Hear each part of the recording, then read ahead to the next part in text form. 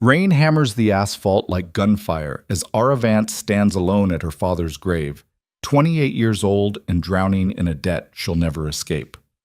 Medical bills, foreclosure notices, 30 days until the bank takes everything. Then a stranger appears at her apartment door that night, Dante Moretti, the man the entire city whispers about in fear. He offers one impossible deal: marry him for 1 year, no love, no questions, and he erases every debt. Desperate, Ada signs. The next morning she becomes Mrs. Moretti and walks straight into an empire built on blood and lies. If you want to see how far this story reaches, drop a like and comment what city you're watching from. Now let me tell you how Ara Vance learned that some contracts are signed in ink but paid for in blood. Nick. The rain hadn't stopped for 3 days. Ara Vance stood at the edge of Greenwood Cemetery, watching rainwater pool around her father's casket, her cheap black dress clinging to her skin like a second failure. The priest had already left. The cemetery workers waited by their truck, smoking cigarettes and checking their phones, clearly annoyed she was taking too long to grieve. She was alone. Completely alone. James Vance had been a construction worker for 32 years, a man who came home every night smelling like concrete dust and disappointment. He'd worked himself into the ground trying to keep their small house on Callaway Street, trying to give Ada something that resembled a future. And what did he get for it? Stage 4 pancreatic cancer that ate through their savings faster than the chemo could eat through him. Era closed her eyes against the rain and did the math she'd been avoiding for weeks. $17,000 in medical debt, $9,000 past due on the mortgage, $4,000 in credit card bills her father racked up trying to keep the lights on during his final months. $30,000 total. She made $19 an hour working reception at a dental office. The numbers didn't work. They'd never work. In 30 days, the bank would foreclose on the house, and Ara would have nothing left of her father except memories and debt. "You good, miss?" one of the cemetery workers called out, flicking his cigarette into a puddle. "We gotta close up." Ara wanted to scream at him, wanted to tell him that no, she wasn't good, that her entire world had collapsed and she was standing in the wreckage trying to figure out how to breathe. Instead, she nodded and turned away from the grave, walking toward the cemetery gates with water squishing in her worn-out shoes. Her phone buzzed in her purse. Another creditor. She didn't even look. The bus ride home took 40 minutes through streets that looked meaner in the rain. Ara stared out the window at boarded-up shops and flickering streetlights, at people huddled under awnings and kids splashing through flooded intersections. This city had always been rough around the edges, but lately it felt like those edges were closing in. By the time she climbed the stairs to her second-floor apartment, Ada was soaked through and shaking, not from cold, but from the horrible understanding that tomorrow she'd wake up and still be drowning. She fumbled with her keys, got the door open, stepped inside, and froze. Someone was sitting in her living room. The man rose from her father's old armchair like he owned it, tall and still, wearing a charcoal suit that probably cost more than Ara made in 6 months. He looked about 35, maybe 40, with dark hair swept back from a face that could have been handsome if it wasn't so carefully empty. His eyes were the color of smoke, cold and unreadable. Ada's heart slammed against her ribs. "Who the hell are you? How did you get in here?" "My name is Dante Moretti." His voice was quiet, controlled, the kind of voice that didn't need to rise to be heard. "And I'm here to make you an offer." Moretti. The name hit her like a fist. Everyone in this city knew that name. You heard it in bars, in back rooms, in whispered conversations that stopped when the wrong person walked by. The Moretti family didn't just have money, they had power. The kind that came with armed men and politicians on payroll and bodies that disappeared without explanations. Ada's hand tightened on her purse. Her pepper spray was in there somewhere. "Get out, now, or I'm calling the cops." Dante didn't move. "The police won't help you, Miss Vance. Not with what you're facing." "You don't know what I'm facing." $17,000 in medical debt from Providence General Hospital, Dante said calmly. $9,000 past due on your mortgage with First Federal Savings. $4,000 across 3 credit cards. Your father's funeral today cost another $3,000 you don't have. The bank sent foreclosure notice 2 weeks ago. You have 30 days before they seize the house on Callaway Street. Ada felt the blood drain from her face. "How do you—" "I know everything about you, Ada." Dante took a step closer and she backed toward the door. I know your father worked construction his entire life. I know he got sick and the bills destroyed you both. I know you're drowning and there's no way out. What do you want? I want to offer you a solution. Ada's fingers found the pepper spray in her purse. I don't do business with criminals. Something flickered in Dante's expression. Not quite anger, not quite amusement. Everyone does business with criminals, Miss Vance. They just don't admit it. He reached into his jacket, and Ara's entire body tensed, but all he pulled out was a thin black folder. He set it on her coffee table. Inside that folder is a contract, Dante said. You marry me. 1 year. At the end of 12 months, we file for divorce and go our separate ways. Ada stared at him. You're insane. I'm practical. This is a business arrangement, nothing more. No love, no intimacy, no questions about my work or my life. You play the role of my wife in public. You attend events when required. You live in my home and follow basic security protocols. Why would I ever... In exchange, Dante continued, voice still maddeningly calm, I pay off every dollar of your debt. The medical bills, the mortgage, the credit cards, the funeral costs. All of it gone. The house on Callaway Street stays yours fully paid. When the year ends, you also receive $200,000 in cash. The room seemed to tilt. $200,000. Every debt erased. Her father's house saved. Ada's throat was so dry she could barely speak. Why me? Because I need a wife. Dante's eyes never left hers. And you need money. This is mutually beneficial. People don't just marry strangers for money. People marry for much worse reasons every day. Dante gestured to the folder. Read the contract. Take your time. I'll be back tomorrow for your answer. He moved toward the door, and Ada found her voice again, sharp with panic and anger. What if I say no? Dante paused, one hand on the doorknob. He looked back at her, and for the first time, something almost human crossed his face. Almost. Then you say no, he said quietly. The debt collectors keep calling. The bank takes your house. You lose everything your father spent his life building, and I find someone else. He opened the door. Think carefully, Ada. Some opportunities don't come twice. Then he was gone, disappearing into the hallway like smoke. Ara stood frozen in her apartment, rain still dripping from her hair, staring at the black folder on her coffee table. Her hands were shaking when she finally picked it up. The contract was 23 pages long. Ada sat on her couch until 3 a.m, reading every word twice, then 3 times, searching for the trap she knew had to be buried somewhere in the legal language. But it was straightforward, terrifyingly straightforward. She would marry Dante Moretti in a private civil ceremony within 1 week of signing. She would live in his residence for the duration of the marriage. She would accompany him to public events as needed and present a united front. She would not engage in romantic or sexual relationships with anyone else during the contract period. She would not discuss the terms of their arrangement with anyone outside of immediate legal counsel.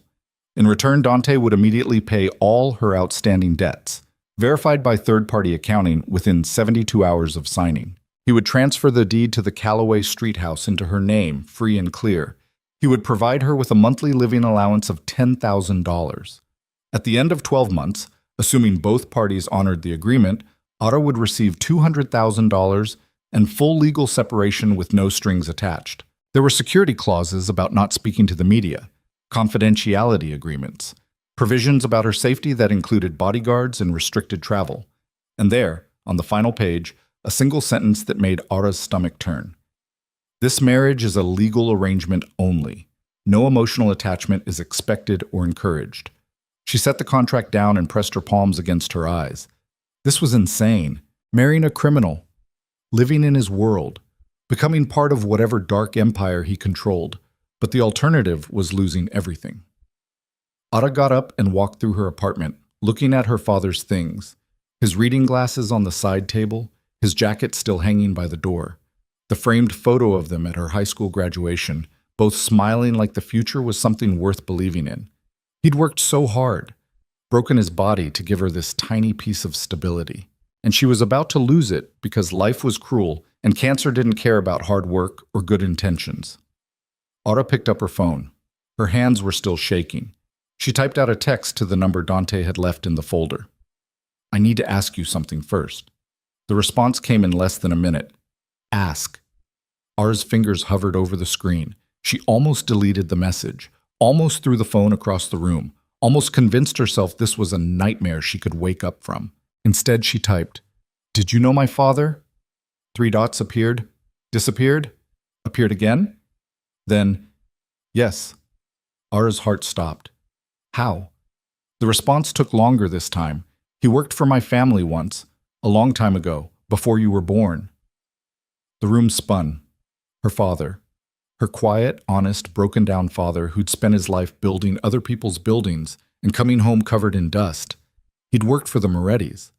Why didn't he ever tell me? Because he was trying to protect you from people like me. Ara stared at the words until they blurred. Then why are you doing this? The final response came after a long pause. Because I owe him a debt I can never repay. And you're drowning because of choices that were never yours to make.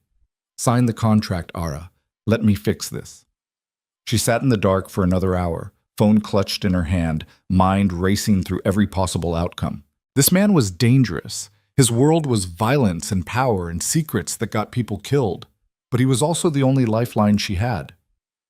At 4:30 in the morning, Ara Vance picked up a pen and signed her name at the bottom of the contract.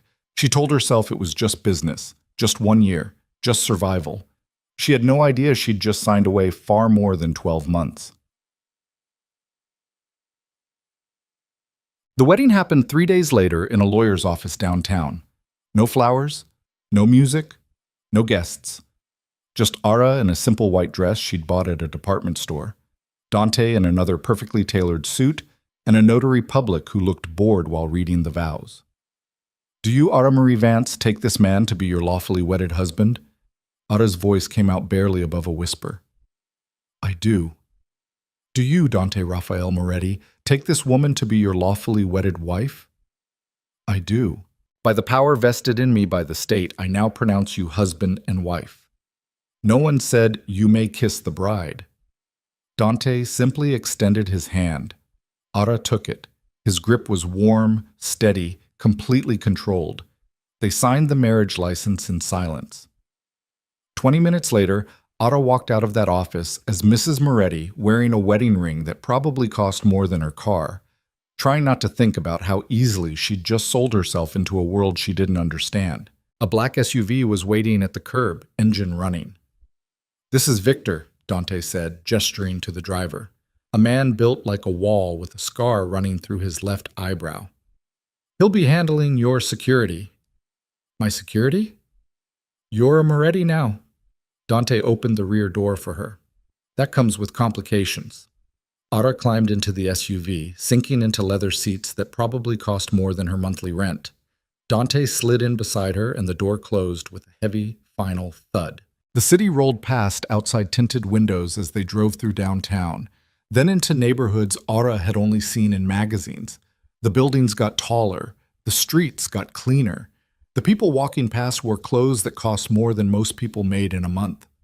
Finally, the SUV pulled up to a high-rise that stretched into the sky like a monument to money. "We're here," Dante said. A doorman in a pristine uniform opened Ara's door. She stepped out onto polished marble, staring up at the building that was apparently her new home. The lobby was all glass and steel and abstract art that probably had meanings Ara would never understand. Dante guided her to a private elevator with his hand at the small of her back. Casual, possessive, like he'd done it 1,000 times before. The elevator rose so smoothly Ara barely felt the movement. When the doors opened, they opened directly into a penthouse apartment that took up the entire top floor. Ara stepped inside and forgot how to breathe. Floor-to-ceiling windows overlooked the entire city, glittering in the afternoon light like scattered diamonds. The furniture was modern and expensive, all clean lines and neutral colors. Original art hung on the walls. The kitchen looked like something from a chef's fantasy, all marble and stainless steel. This wasn't a home. This was a museum. "Your room is down the hall," Dante said, already moving toward a hallway branching off the main living area. "Second door on the left. Your things from the apartment have already been moved." Ara followed him in a daze.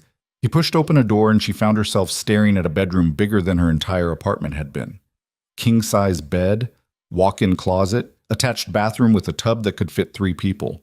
I'm across the hall if you need anything, Dante continued. Victor will be stationed in the lobby. There's a panic button by your bed and another in the bathroom. Press either one and he'll be here in less than a minute. Why would I need a panic button? Dante turned to look at her, and for a moment, she saw something dark move behind his eyes. Because the world I live in is dangerous, Ara, and now you live in it too. He started to leave, but Ara's voice stopped him. Wait. Dante paused in the doorway. Ara forced herself to meet his gaze. What happens now? Now you settle in. Rest.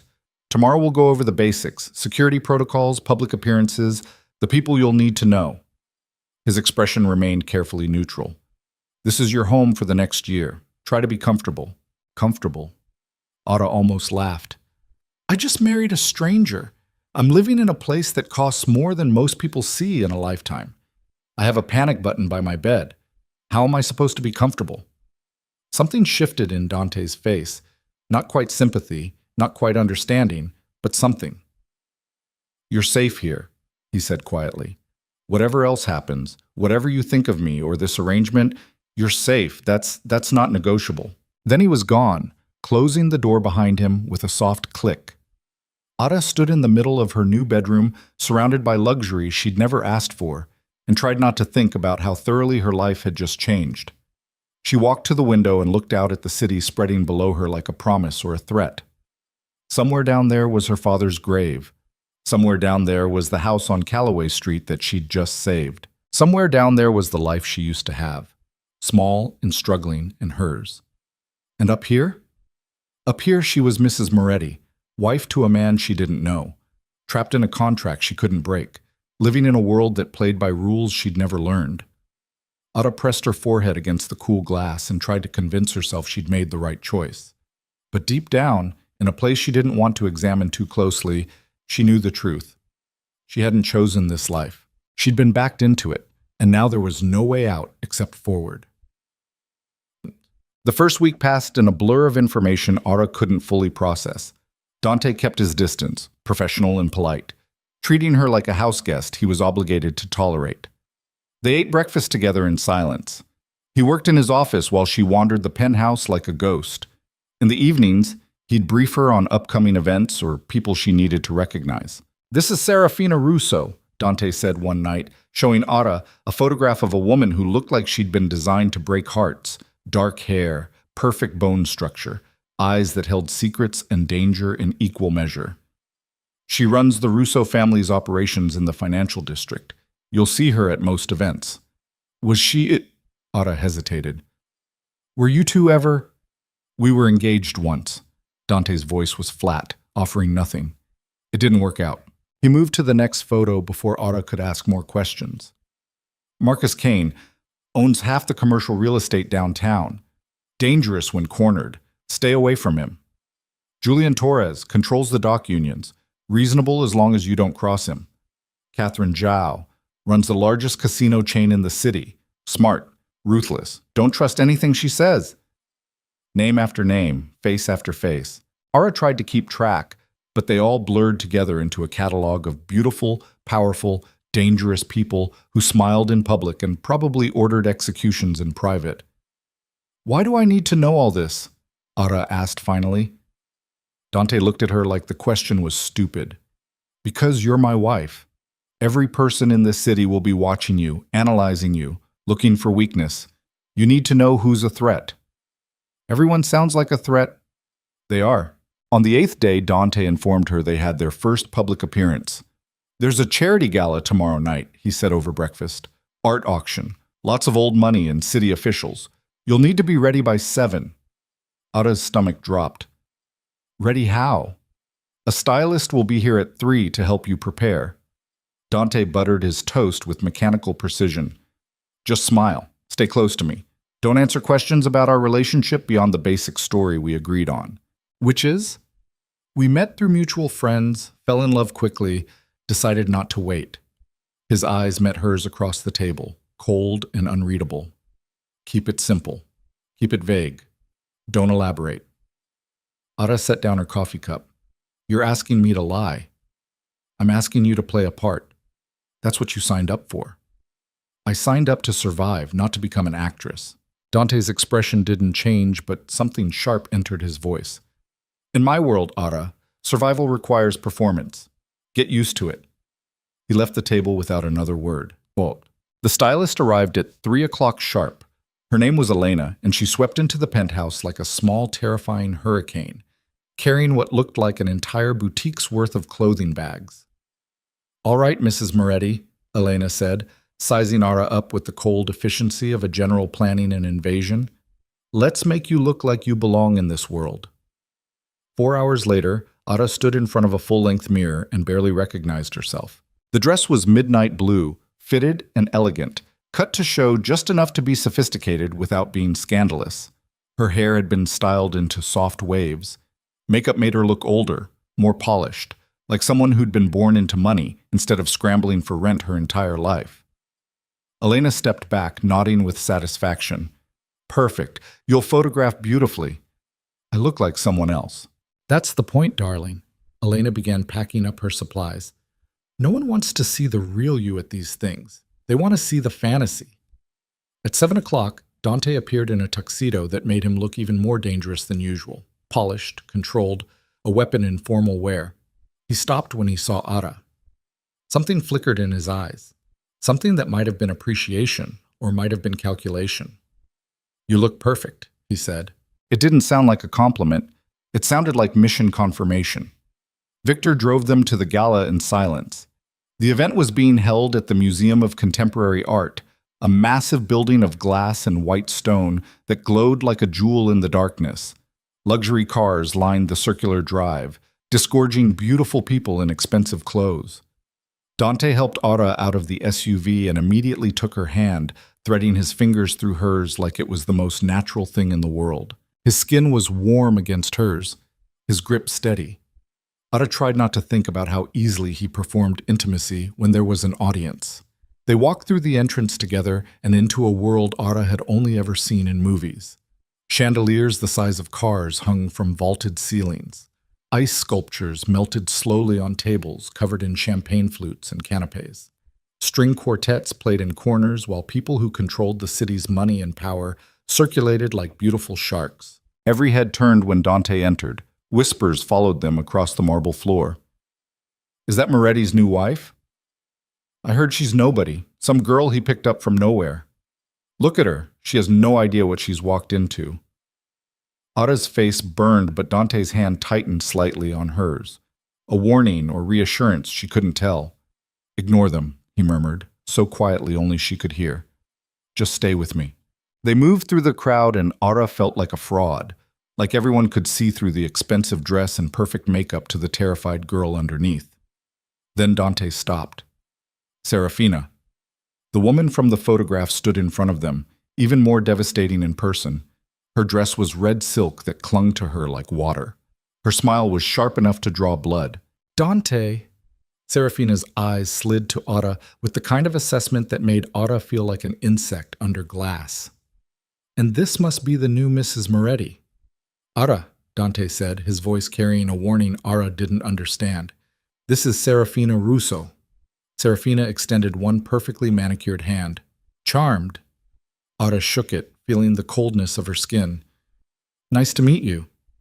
Is it? Serafina's smile didn't reach her eyes. I suppose we'll see. She turned her attention back to Dante and something passed between them, a history Ara couldn't read, a language spoken in looks and silences. We should talk later, Serafina said, about the situation in the financial district. Tomorrow, Dante replied. Of course. Serafina's gaze returned to Ara one more time, calculating and cold. Enjoy the evening, darling. Try not to drown. Then she was gone, gliding away into the crowd like a beautiful snake. Ara's heart was racing. What was that? Old history, Dante said shortly. Don't worry about it. But Ara was worried. Because the way Serafina looked at Dante wasn't old history. It was current, dangerous, and very much alive. The rest of the evening passed in a haze of introductions Ara immediately forgot, and conversations she couldn't follow. Dante kept one hand at the small of her back the entire time, guiding her through the crowd like she was something precious he was protecting. It should have felt fake. It should have felt like the performance it was, but instead, it felt disturbingly real. Near midnight, Dante led her out onto a balcony overlooking the city. The night air was cool against Ara's skin. Below them, the city glittered like broken glass. "You did well tonight," Dante said. Ara laughed bitterly. "I barely said 10 words. That's why you did well." He turned to look at her, and in the darkness, with the city lights reflecting in his eyes, he almost looked human. Almost. "These people are vultures, Ara. They're looking for any weakness they can exploit. Your silence makes you mysterious. Mysterious is powerful." "I'm not mysterious. I'm terrified." "Good." Dante's expression was unreadable. "Fear keeps you careful. Careful keeps you alive." Ara wrapped her arms around herself, suddenly freezing despite the warm night. "Is that what you do? Stay careful?" "Always." "Then why did you marry me?" The question hung between them like a challenge. Dante was quiet for a long time, staring out at the city he controlled like a king surveying his kingdom. Finally, he spoke. "Because some debts can't be paid with money, Ara. Your father saved my life once, and I've spent 20 years trying to figure out how to repay that." Ara's breath caught. "What?" But before Dante could answer, Victor's voice crackled through Dante's earpiece. "Sir, we have a situation." Dante's entire demeanor changed in an instant, from contemplative to lethal in the space of a heartbeat. "What kind of situation?" "Unmarked vehicle followed us from the museum. 3 men, armed." Ara felt the ground drop out from under her. "What's happening?" Dante grabbed her hand, already pulling her toward the door. "We're leaving. Now." They moved through the gala at a pace just short of running, Dante's hand like iron around Ara's wrist.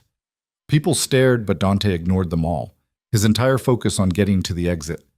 Victor was waiting with the SUV, engine running. Dante practically threw Ara into the back seat and climbed in after her, slamming the door as Victor hit the gas. The SUV rocketed into traffic. Ara twisted around to look through the rear window and saw headlights following them, close, aggressive, clearly not concerned with traffic laws. "Who are they?" Ara's voice was shaking. "I don't know yet." Dante pulled out his phone, already dialing. "But we're about to find out." Victor took a hard turn that threw Ara against Dante. She felt his arm come around her automatically, holding her steady as the city blurred past outside. The chase continued for 10 terrifying minutes, through red lights, around corners, down streets Ara didn't recognize, before Victor finally lost their pursuers somewhere in the industrial district. When they pulled up to the penthouse building 20 minutes later, Ara was still shaking. Dante helped her out of the SUV, his hand gentle on her elbow. "You're safe." "You don't know that." "Yes, I do." His voice was absolutely certain. "I won't let anything happen to you." They rode the elevator in silence. When they reached the penthouse, Dante walked Ara to her bedroom door. "Get some sleep," he said. "We'll talk in the morning." But Ara grabbed his sleeve before he could leave. "Dante, what did you mean? About my father saving your life?" For a moment, she thought he wouldn't answer. Then he said, very quietly, "Your father worked construction for my family when I was 16. There was an accident. Scaffolding collapsed. He pulled me out from under 2 tons of steel with his bare hands." Dante's eyes were distant, remembering. "He didn't know who I was. Didn't care. Just did it because it was right." Ara's throat was tight. "And you've been trying to repay him ever since.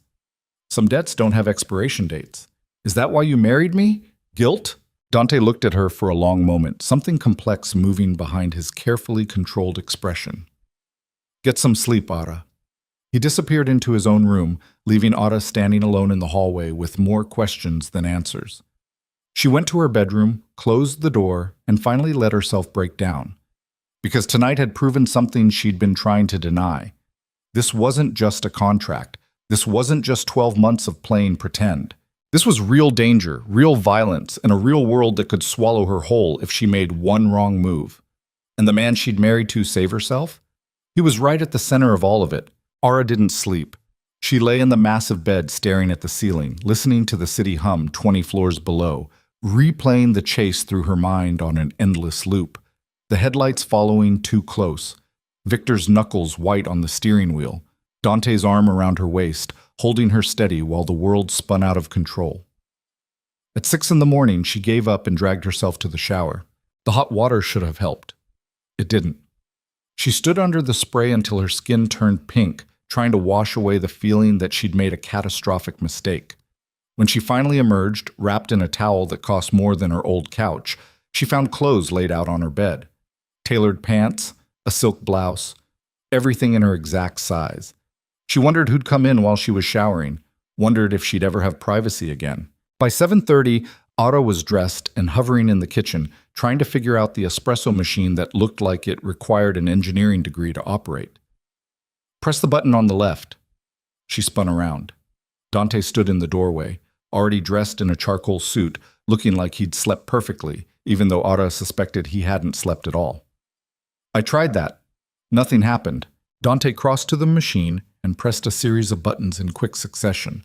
The thing roared to life, grinding beans with aggressive efficiency. "Takes practice," he said. "Everything in your world takes practice." He didn't argue. They drank coffee in silence. Ada kept stealing glances at him, trying to reconcile the man who'd pulled her through a high-speed chase with the stranger sitting across from her reading the financial news like it was a normal Tuesday morning. Finally, she couldn't take it anymore. "Are you going to tell me who those men were last night?" Dante set down his tablet. "I don't know yet. But you have theories." "I always have theories." His eyes met hers, flat and unreadable. "None of them concern you. Someone chased us through the city with guns, and it doesn't concern me? You're safe now. That's all that matters." Ara slammed her coffee cup down hard enough that liquid sloshed over the rim. "Stop treating me like a child. I'm your wife, fake or not, and people are trying to hurt us. I deserve to know why." Something dangerous flickered across Dante's face. "You want to know why? Because I run an empire built on violence and control. Because every family in this city wants what I have. Because my enemies see you as a weakness they can exploit." He leaned forward, voice dropping to something cold and sharp. "That's what you signed up for, Ara. That's the world you walked into when you put on my ring. I signed up to survive, not to be a target. In my world, there's no difference." They stared at each other across the table, the air thick with tension that had been building since the moment Ara signed that contract. Finally, Dante stood. "I have meetings all day. Victor will stay with you. Don't leave the building without him." "I'm a prisoner now?" "You're protected. Learn the difference." He grabbed his briefcase and headed for the elevator. Ara called after him, voice shaking with anger she'd been holding back for days. "My father wouldn't have wanted this for me. Whatever debt you think you owe him, this isn't how you repay it." Dante stopped, turned, and for the first time since Ada had met him, his carefully controlled mask cracked just enough to show something raw underneath. "Your father was the only good man I ever knew," Dante said quietly. "And he died broken because he tried to save people who didn't deserve saving. So don't tell me what he would have wanted. I'm giving you the future he couldn't." The elevator doors closed on his words, leaving Ada alone in the penthouse with the horrible feeling that she'd just glimpsed something true and terrible beneath Dante's polished surface. Oshi. The days started bleeding together. Dante left early every morning and returned late every night, always with Victor, always looking like he'd been dealing with problems Ada couldn't begin to imagine. They'd eat dinner in near silence, expensive food that tasted like ash in Ada's mouth, and then retreat to separate rooms like strangers sharing a very expensive hotel. But things were changing, small things at first. Dante started leaving coffee ready for her in the mornings, programmed on a timer so it was hot when she woke up. He'd ask about her day during dinner, actually listening when she talked about the book she was reading or the view from the penthouse windows. One night, Ada found a package on her bed. Inside was a leather-bound journal and a note in Dante's sharp handwriting. "You said you wanted to write. Here." She wanted to throw it across the room. She wanted to hate the gesture. Instead, she found herself writing in it every night, filling pages with thoughts she couldn't say out loud. 2 weeks after the gala, Otto woke to find Dante standing at the windows in the living room, silhouetted against the sunrise, still wearing yesterday's clothes. "Did you sleep at all?" she asked. He didn't turn around. "Not much." "Why?" "Because sleeping makes you vulnerable." Ara crossed to stand beside him, close enough to smell whiskey and exhaustion. That's a terrible way to live. It's the only way I know. They stood there in silence, watching the city wake up below them. And for just a moment, Ada forgot to be afraid of him. Forgot that this was all fake. Forgot that she was supposed to be keeping her distance. Dante? Yeah. What happened with Serafina, really? His jaw tightened. Why do you want to know? Because she looks at you like you're unfinished business. And I'm walking around wearing your ring with no idea what kind of war I'm standing in the middle of. Dante was quiet for so long, Ada thought he wouldn't answer. Then, we were engaged 5 years ago. Political arrangement, same as ours. Her family wanted access to my resources. My family wanted legitimacy in the financial sector. He paused, something bitter crossing his expression. I called it off 3 weeks before the wedding. Why? Because she was in love with someone else, and I realized I didn't want to spend my life with someone who looked at me like an obligation. Ada's chest tightened. Did you love her? No. Dante finally looked at her, his eyes dark and tired. I've never loved anyone, Ada. That's not how people like me are built. Something in the way he said it made Ada's throat hurt. Before she could respond, Dante's phone buzzed. He pulled it out, read the message, and his entire body went rigid. What is it? We have a problem. He was already moving toward his office, fingers flying across his phone screen. Stay here. Don't answer the door for anyone except Victor. Dante? But he was gone, disappearing into his office and slamming the door hard enough to rattle the walls. Ada stood frozen in the living room, heart racing, wondering what kind of problem could make a man like Dante Moretti look genuinely afraid.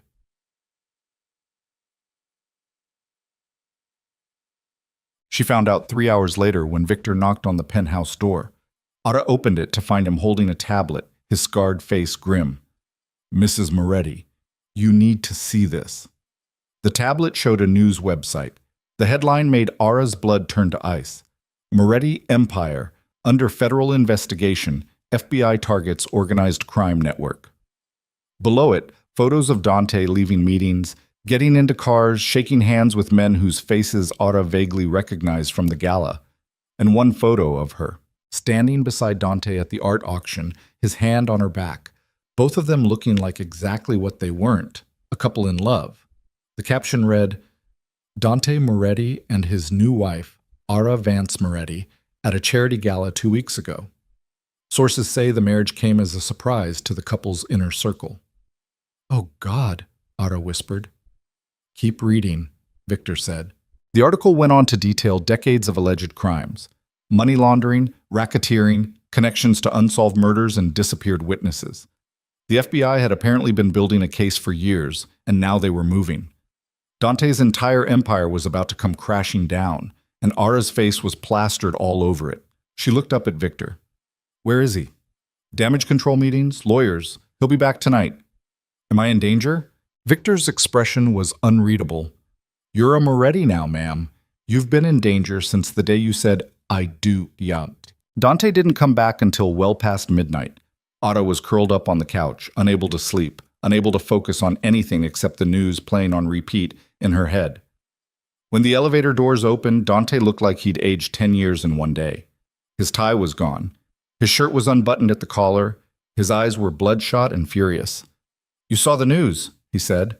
It wasn't a question. Everyone saw the news. Dante poured himself 3 fingers of whiskey and drank it in one swallow. The FBI has been watching me for 18 months.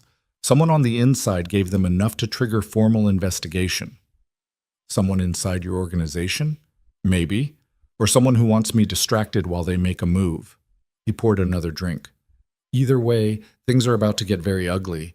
Ada stood up, her legs shaking. What does this mean for me? It means you stay close to Victor at all times. It means you don't talk to anyone without running it by me first. It means I'm trapped. Dante's eyes snapped to hers. It means you're protected. From what? The FBI? Your enemies? You? Ada's voice was rising, weeks of fear and frustration finally breaking through. I signed up for 1 year of playing pretend, Dante. Not to become collateral damage in whatever war you're fighting. You think I wanted this? Dante slammed his glass down hard enough that it cracked. You think I wanted to drag you into federal investigations and death threats and... Then let me go! The words hung in the air like gunshots. Dante stared at her, something raw and desperate moving behind his eyes. I can't, he said finally, voice barely above a whisper. Why not? Because if I let you go now, every enemy I have will see it as weakness. They'll come after you to prove a point, to hurt me. He took a step toward her, his control visibly fracturing. The only thing keeping you safe right now is the fact that you're mine. You leave, and you're dead within a week. Ara felt the floor drop out from under her. You're lying. I wish I was. They stared at each other across the wreckage of his living room, two people trapped in a contract that had become a cage. Ara's phone buzzed. She pulled it out with shaking hands and saw a text from an unknown number. We need to talk about your husband and about your father. Margaret Kane. Her blood ran cold. Who's Margaret Kane? She asked. Dante's face went white. Where did you hear that name? Ara held up her phone. Dante grabbed it, read the message, and went absolutely still, the kind of still that comes right before violence. How did she get your number? His voice was deadly quiet. I don't know. Who is she? Someone who should be dead.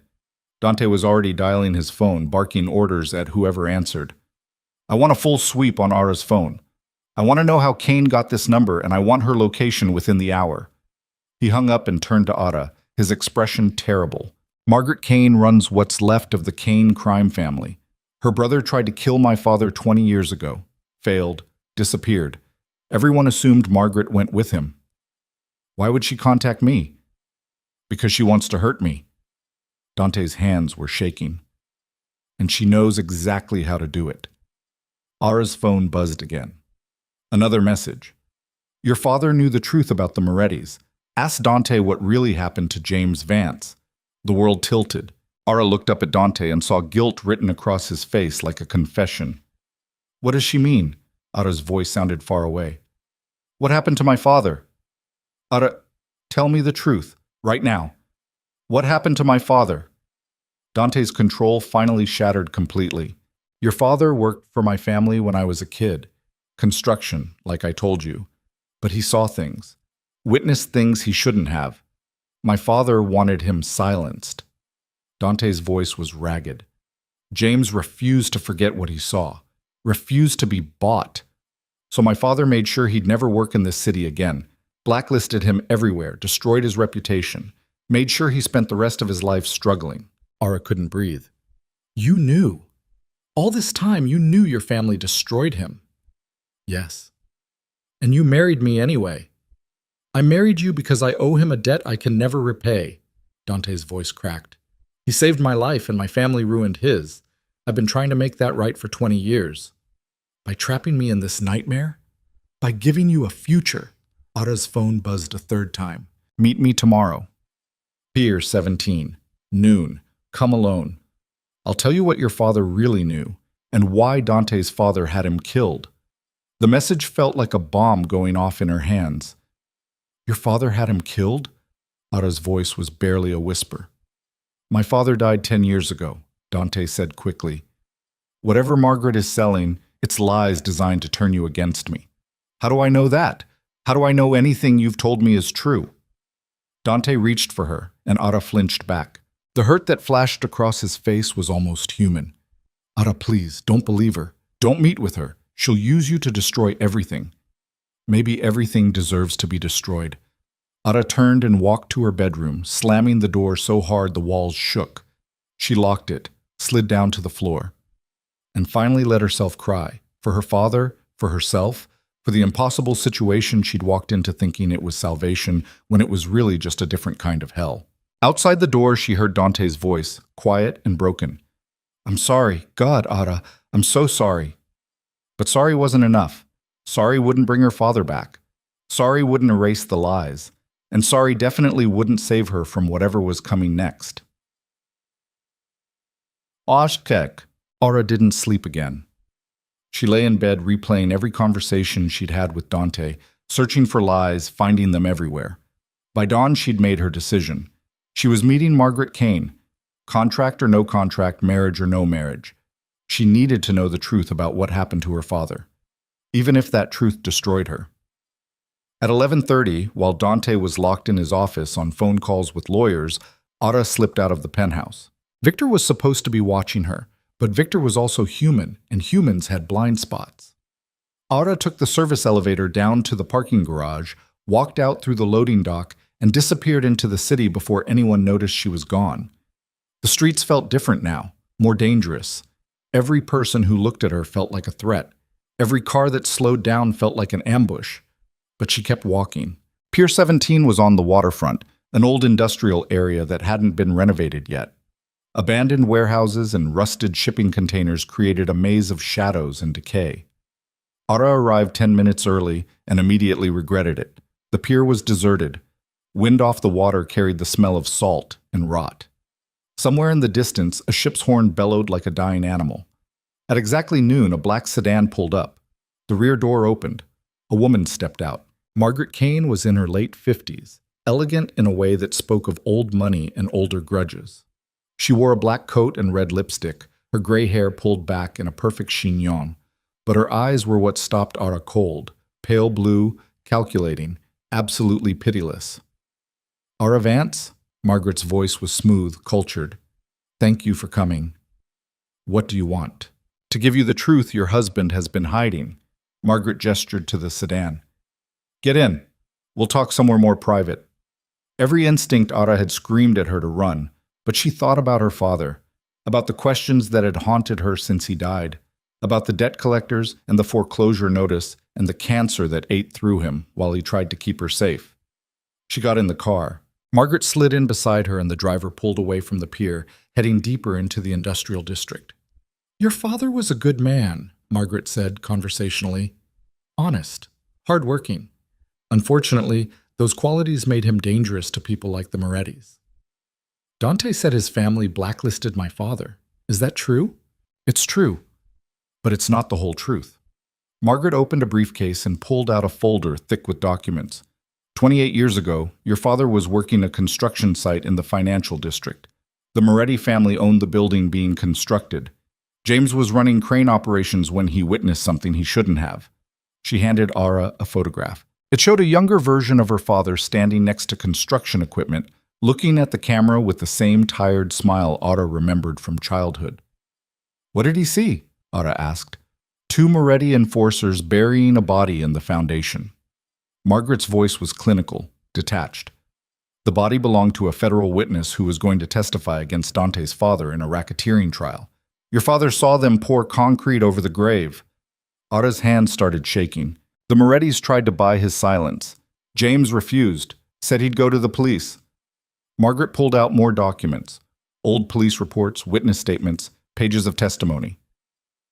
So Vincent Moretti, Dante's father, made James disappear a different way, blacklisted him from every union in the city, made sure he couldn't work, made sure his family struggled. But he didn't kill him. Margaret's expression was pitying. "He did something worse. He let your father live just long enough to watch everything he'd built collapse.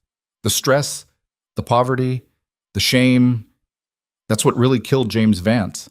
The cancer just finished what Vincent started." Ada felt sick. "Why are you telling me this?" "Because Dante Moretti is his father's son." Margaret leaned closer, her voice dropping to something intimate and poisonous. "He might play at being civilized now, but he's built from the same violence, the same cruelty. And he married you out of guilt, yes, but also to control you, to make sure you never learned the truth about what his family did to yours. You don't know that, don't I?" Margaret pulled out one final document, a printout of a text message sent the night James Vance died. The sender was listed as D. Moretti. The message, "It's done." Ara's vision blurred. "Dante was there," Margaret said softly. "The night your father died. The hospital called him first, not you. He made sure James couldn't tell you the truth before he slipped away." "No," Ara's voice broke. "No, you're lying. I have phone records, hospital logs, everything you need to see that the man you married is exactly what his family raised him to be, a monster in an expensive suit." The car pulled to a stop. Ada looked out the window and realized they were in the middle of nowhere, an abandoned lot surrounded by warehouses, no witnesses, no escape. Fear spiked through her chest. What is this? Margaret smiled, and it was the coldest thing Ara had ever seen. Insurance. You're going to help me destroy Dante Moretti, and if you refuse, the doors locked with an audible click. You won't leave this lot alive. Back at the penthouse, Dante stood in Ara's empty bedroom, her absence screaming at him like an alarm. Victor appeared in the doorway, face ashen. Sir, she's gone. Gone where? We don't know. She left through the service entrance 40 minutes ago. We've got people looking, but find her. Dante's voice was deadly calm. Search every street camera, every traffic feed. I want her location within 5 minutes or... His phone rang. Unknown number. He answered. Hello, Dante. Margaret Kane's voice was smooth as poison. I have something that belongs to you. Dante's blood turned to ice. If you hurt her, you'll what? Kill me? You're not your father, Dante. You're soft, weak. That's why this is going to work. There was a pause, then Ara's voice came through the line, terrified, furious, alive. Dante, don't! Oh, then Margaret again. You have 2 hours to bring me everything. The offshore accounts, the real estate holdings, the complete ledger of every dirty deal your family has ever made. Deliver it personally to the old cannery on Pier 23. And if I refuse, then the FBI gets a gift-wrapped case that destroys you, and your wife's body gets found in the river. The line went dead. Dante stood frozen, the phone still pressed to his ear, while his entire world collapsed around him. Victor waited. Finally, Dante looked up, and his expression was something beyond rage, beyond fear. It was absolute, focused destruction. Call everyone, he said quietly. Every soldier, every lieutenant, every person who owes us loyalty. I want them armed and ready to move within the hour. Sir, if we go to war, we're already at war. Dante's voice was ice and murder. Margaret just made the mistake of thinking I wouldn't burn this entire city down to get Ara back. He grabbed his jacket, checked the gun he kept in his desk drawer, and walked toward the elevator with the cold certainty that someone was going to die tonight. The only question was how many. In the abandoned lot, Ara sat in the back of Margaret's sedan with 2 armed men blocking the doors, her mind racing through impossible calculations. Margaret had taken her phone, taken her purse, left her with nothing except the horrible knowledge that she'd walked straight into a trap designed specifically for her. This isn't about the truth, is it? Ara said quietly. You don't care what happened to my father. Margaret smiled. Smart girl. No, I don't. James Vance was collateral damage in a war he didn't understand. But his daughter? She gestured at Ara like she was a prize. His daughter is leverage. Dante won't give you what you want. He already has. The moment he fell in love with you. Margaret's expression was almost pitying. You really didn't see it. The way he looks at you, the way he's been systematically destroying his own empire trying to become someone worthy of you. Ara's chest tightened. You're wrong. Am I? Then why did he fire 3 of his most profitable operations because they dealt in human trafficking? Why did he pull out of the drug trade entirely? Why has he spent the last 3 months trying to go legitimate? Margaret leaned close. Because somewhere along the way, your fake marriage became real to him. And that made you the perfect weapon. I'm not... You're exactly what I need to destroy him. And after I'm done with Dante Moretti, I'll let you go. You can walk away from this world and never look back. Margaret's voice dropped. Or you can refuse to help me, and I'll make sure you understand exactly what it means to cross the Kane family. One of the armed men shifted, hand moving to his gun. Ara swallowed hard against the terror rising in her throat. What do you want me to do? Margaret's smile widened. When Dante arrives to trade for you, I want you to tell him you've seen the truth, that you know what he is, that you want nothing to do with him. She paused. I want you to break him, completely. And when he's vulnerable, she didn't need to finish. Ara understood. Margaret was going to kill Dante, and she was going to use Ara as the bait. And if I refuse? Margaret pulled out a gun, small, elegant, deadly, and pressed it against Ara's ribs. Then I'll kill you right now and send him your body as a message. Ara closed her eyes, thought about her father, about the contract she'd signed, About the man who'd married her out of guilt and somehow, impossibly, started to become something else. About Dante standing in the sunrise saying, "I've never loved anyone." About the way his hand felt at the small of her back. About the coffee he left programmed for her every morning. About the journal and the note. You said you wanted to write. And she realized with terrible clarity that Margaret was right about one thing. Somewhere along the way, the contract had stopped being fake. At least for her. Ara opened her eyes and met Margaret's cold gaze. "Do what you have to do," she said quietly, "but I'm not helping you kill him." Margaret's expression hardened. She raised the gun, and Ara closed her eyes, waiting for the bullet that would end everything. The car window exploded inward, and a shower of glass and gunfire erupted across the lot like the end of the world. The gunfire was deafening. Ara threw herself to the floor of the sedan as bullets punched through metal and glass, the world dissolving into chaos and violence so sudden she couldn't process it. Margaret's body slammed against the door beside her, blood blooming across her white shirt. One of the armed men returned fire through the shattered window, screaming orders Ara couldn't hear over the ringing in her ears. Then the door was ripped open and hands grabbed her, rough, urgent, familiar. Victor.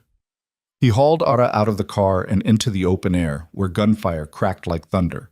She caught glimpses of the lot transformed into a war zone, black SUVs positioned in a perimeter, men in tactical gear advancing with military precision, muzzle flashes lighting up the gray afternoon like strobe lights. "Stay down!" Victor shoved her behind a concrete barrier and raised his weapon, firing in controlled bursts at Margaret's men who were scrambling for cover. Ara pressed herself against the cold concrete, hands over her ears, trying to make herself smaller while the battle raged around her. Then she heard it, Dante's voice cutting through the gunfire like a blade. "Cease fire! Cease fire now!" The shooting stopped. The sudden silence was almost worse than the noise, broken only by the sound of men breathing hard and someone moaning in pain.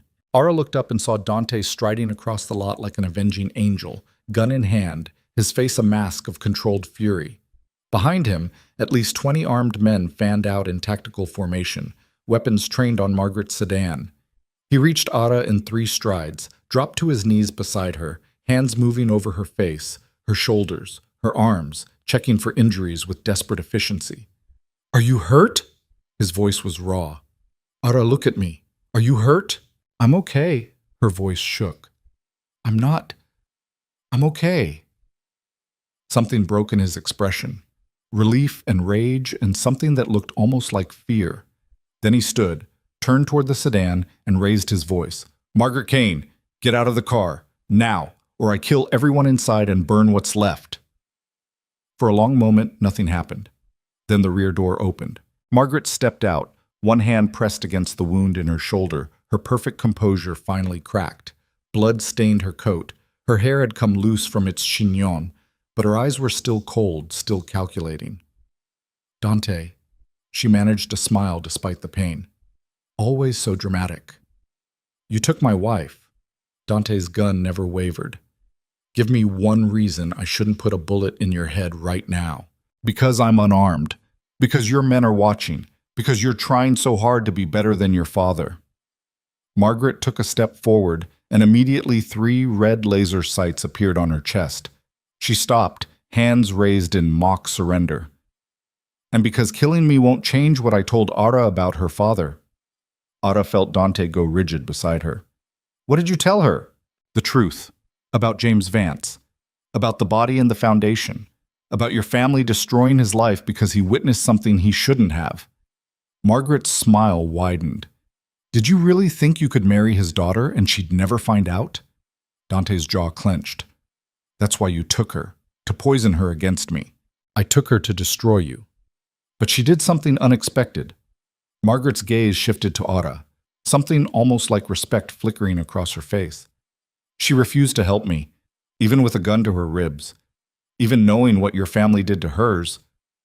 Ara pushed herself to her feet, legs shaking. "Because I wanted the truth from him, not from you." Margaret laughed, a sharp, bitter sound. "Careful, dear. The truth might be worse than anything I could fabricate." "Enough!" Dante took a step toward Margaret, and his men moved with him, a coordinated advance that made Margaret's remaining guards lower their weapons in surrender. "You're done, Margaret. Whatever game you were playing, it's over. Is it? Margaret's expression turned venomous. You think rescuing her changes anything? The FBI is still investigating you. Your enemies still want you dead, and now your wife knows exactly what kind of monster you come from. I'm not my father. No, you're worse. Because you pretend to be something you're not. Margaret's voice dropped to something cruel and intimate. At least Vincent was honest about what he was. But you? You play at redemption while bodies pile up around you. You marry a girl out of guilt and convince yourself it's nobility. You're not better than your father, Dante. You're just better at lying. The words hung in the air like a death sentence. Ara watched Dante's face, waiting for denial, for defense, for anything that would prove Margaret wrong. But he said nothing, just stood there with his gun trained on the woman who'd tried to kill his wife, looking like every accusation had landed exactly where it was meant to. Finally, he spoke. Victor, take Margaret into custody. Hold her at the estate. I'll deal with her later. Sir, do it. Victor moved forward with two other men, securing Margaret's hands behind her back while she smiled like she'd won something. This isn't over, Dante, she said as they led her toward one of the SUVs. The truth always comes out eventually, and when it does, she'll see you for what you really are. Then she was gone, loaded into a vehicle that disappeared into the city. Dante stood motionless for a long moment, staring at the space where Margaret had been. Then he turned to Ada. We need to talk. Sag. They rode back to the penthouse in silence so thick Ada could barely breathe. Dante sat across from her in the SUV, jaw clenched, hands folded in his lap like he was physically restraining himself from reaching for her. Victor drove with his eyes forward, pretending not to exist.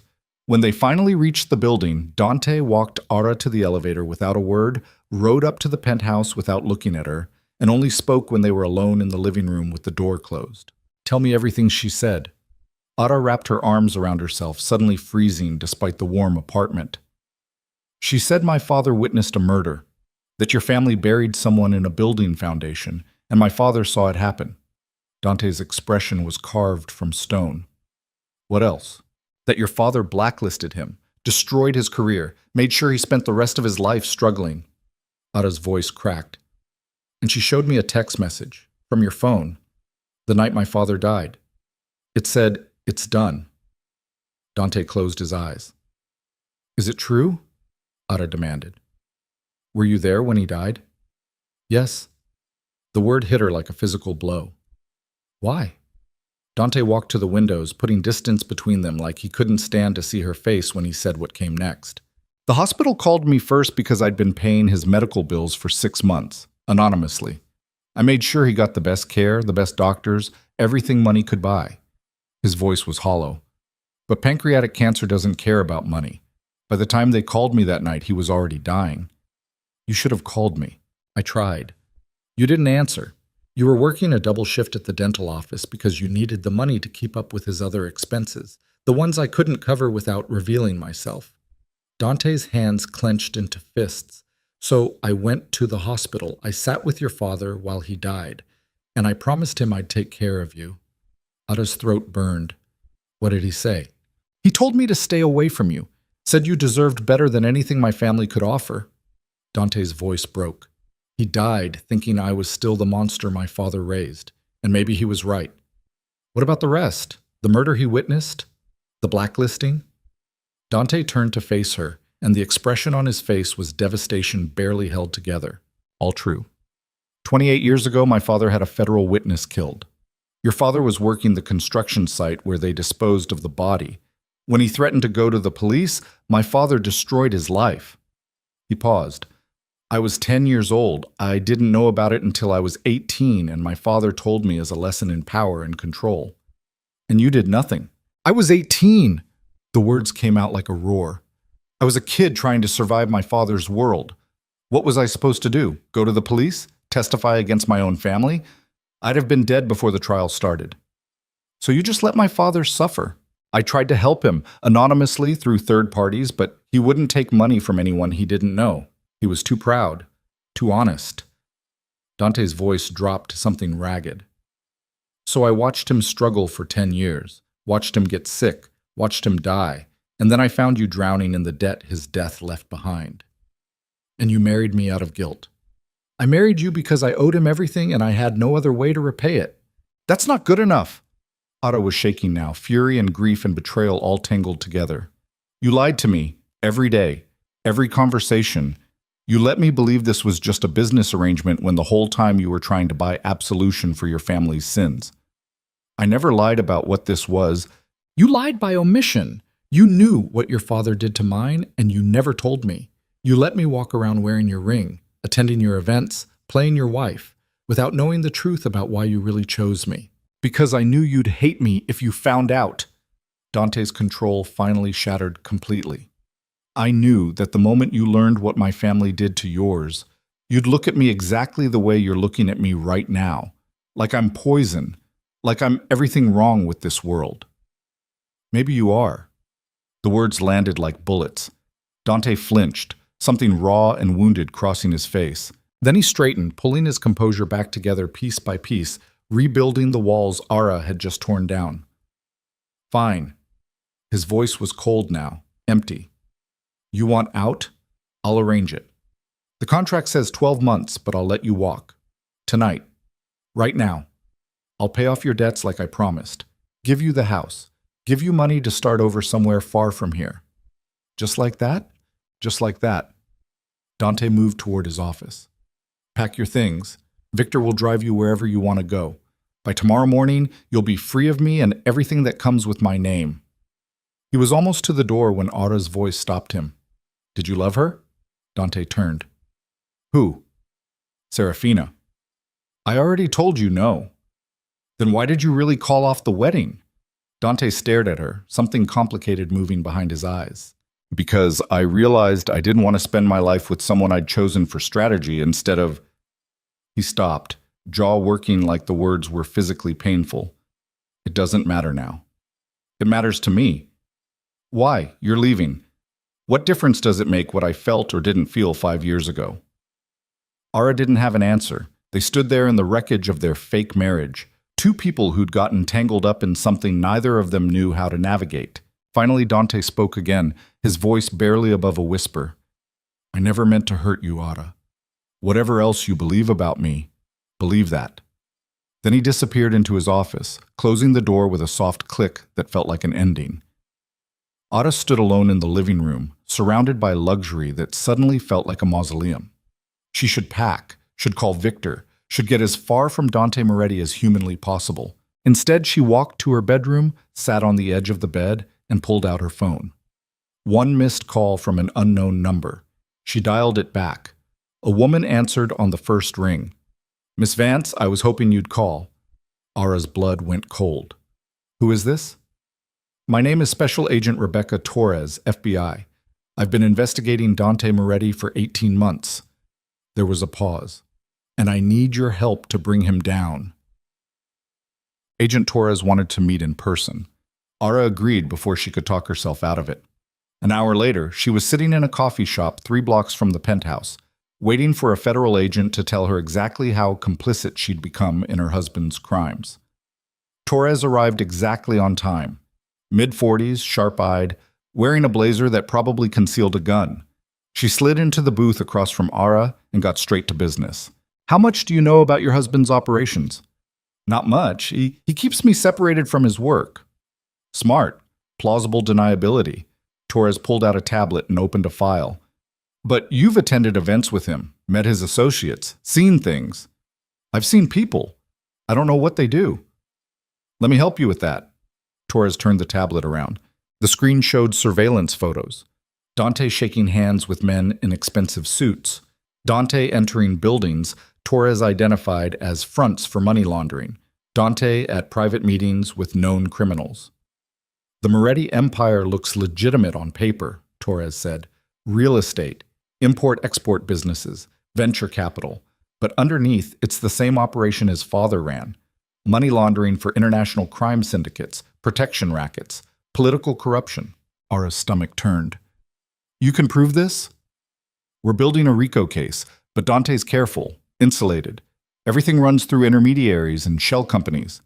Torres leaned forward. That's where you come in. Me?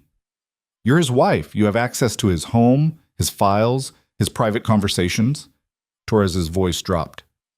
You could help us get what we need to take down the entire organization. Ada felt like she was drowning. You want me to spy on him? I want you to do this right thing. Your father tried to stand up to the Morettis once. They destroyed him for it. Torres's expression softened slightly. This is your chance to finish what he started. By betraying my husband. By helping us stop a criminal enterprise that's caused immeasurable harm. How many lives has Dante Moretti ruined? How many families has he destroyed? Torres pulled up more files, victims, casualties, collateral damage. He might be kind to you, Mrs. Moretti, but that doesn't change what he is. Ada stared at the faces on the screen, saw her father's story reflected in every one of them. What would I have to do? Torres slid a small device across the table, something that looked like a USB drive. Plant this on his personal computer. It'll copy his files and send them to us encrypted. He'll never know. And if he finds out, then you're in danger, which is why we'd extract you immediately and put you in witness protection. Witness protection. A new name, a new life, complete separation from Dante and everything he represented. It should have sounded like salvation. Instead, it sounded like running away.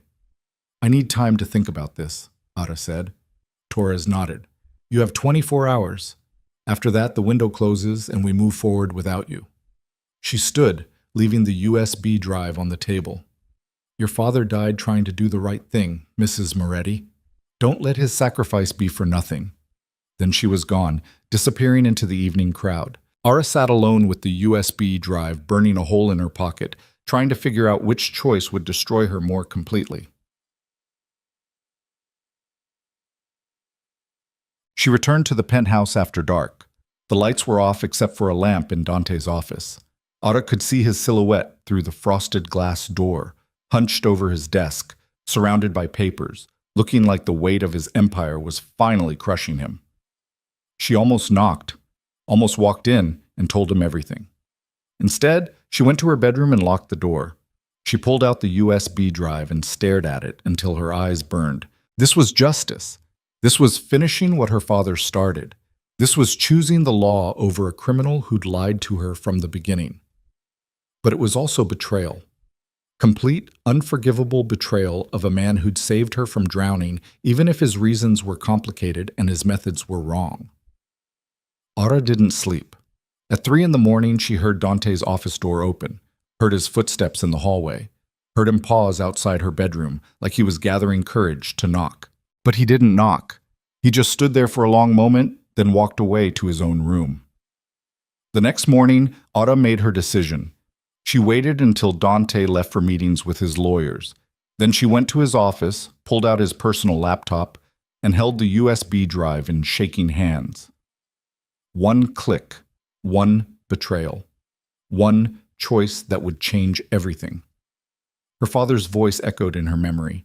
Do the right thing, sweetheart, even when it's hard. Ada plugged in the drive, watched it copy files, watched it encrypt and transmit data to the FBI, watched herself cross a line she couldn't uncross. When it was done, she pulled out the drive and erased any evidence she'd been there. Then she went to her bedroom, packed a small bag, and texted Torres, "It's done. Get me out." The response came immediately. Extraction team en route. 20 minutes. Be ready. Ara sat on her bed, heart hammering, waiting for federal agents to pull her out of the life she'd signed up for 12 weeks ago. But before the 20 minutes were up, the penthouse elevator opened. Dante walked in. Their eyes met across the living room. And Ada knew, from the expression on his face, from the way his shoulders were set, from the way his hands clenched at his sides, that somehow, impossibly, he knew what she'd done. Ada. His voice was quiet, controlled, absolutely lethal. We need to talk about the file transfer that just happened from my computer. The world stopped. Ada's hand moved toward her phone, but Dante was faster, crossing the room in 3 strides and grabbing her wrist. Not hard enough to hurt, but firm enough to stop her. Don't! His voice was ragged. Don't make this worse than it already is. How did you... I've had monitoring software on every device in this penthouse since the day Margaret Kane contacted you. His eyes bore into hers. I know about your meeting with Agent Torres. I know about the USB drive. I know about the extraction team that's about to breach this building. Ara's entire body went cold. Then you know I'm done. You're not done. You're trapped. Dante's grip tightened slightly. The FBI is using you. They don't care about your father or justice or any of the noble reasons you think you're helping them. They care about building a case, and they'll burn you as collateral damage the second it's convenient. You're lying. Am I? Dante pulled out his own phone and turned it toward her. The screen showed a recording, audio from her meeting with Torres. But it didn't stop where Ara remembered the conversation ending. It kept going. Torres's voice, caught on surveillance, Ara hadn't known existed. She's perfect. Desperate, emotional, easy to manipulate. We get the files, we arrest Moretti, and she goes down as a co-conspirator unless she testifies against everyone she's ever met. Another voice, male. She signed a marriage contract, legal documentation tying her to his finances. She's implicated whether she cooperates or not. Torres. Exactly. She just doesn't know it yet. Laughter.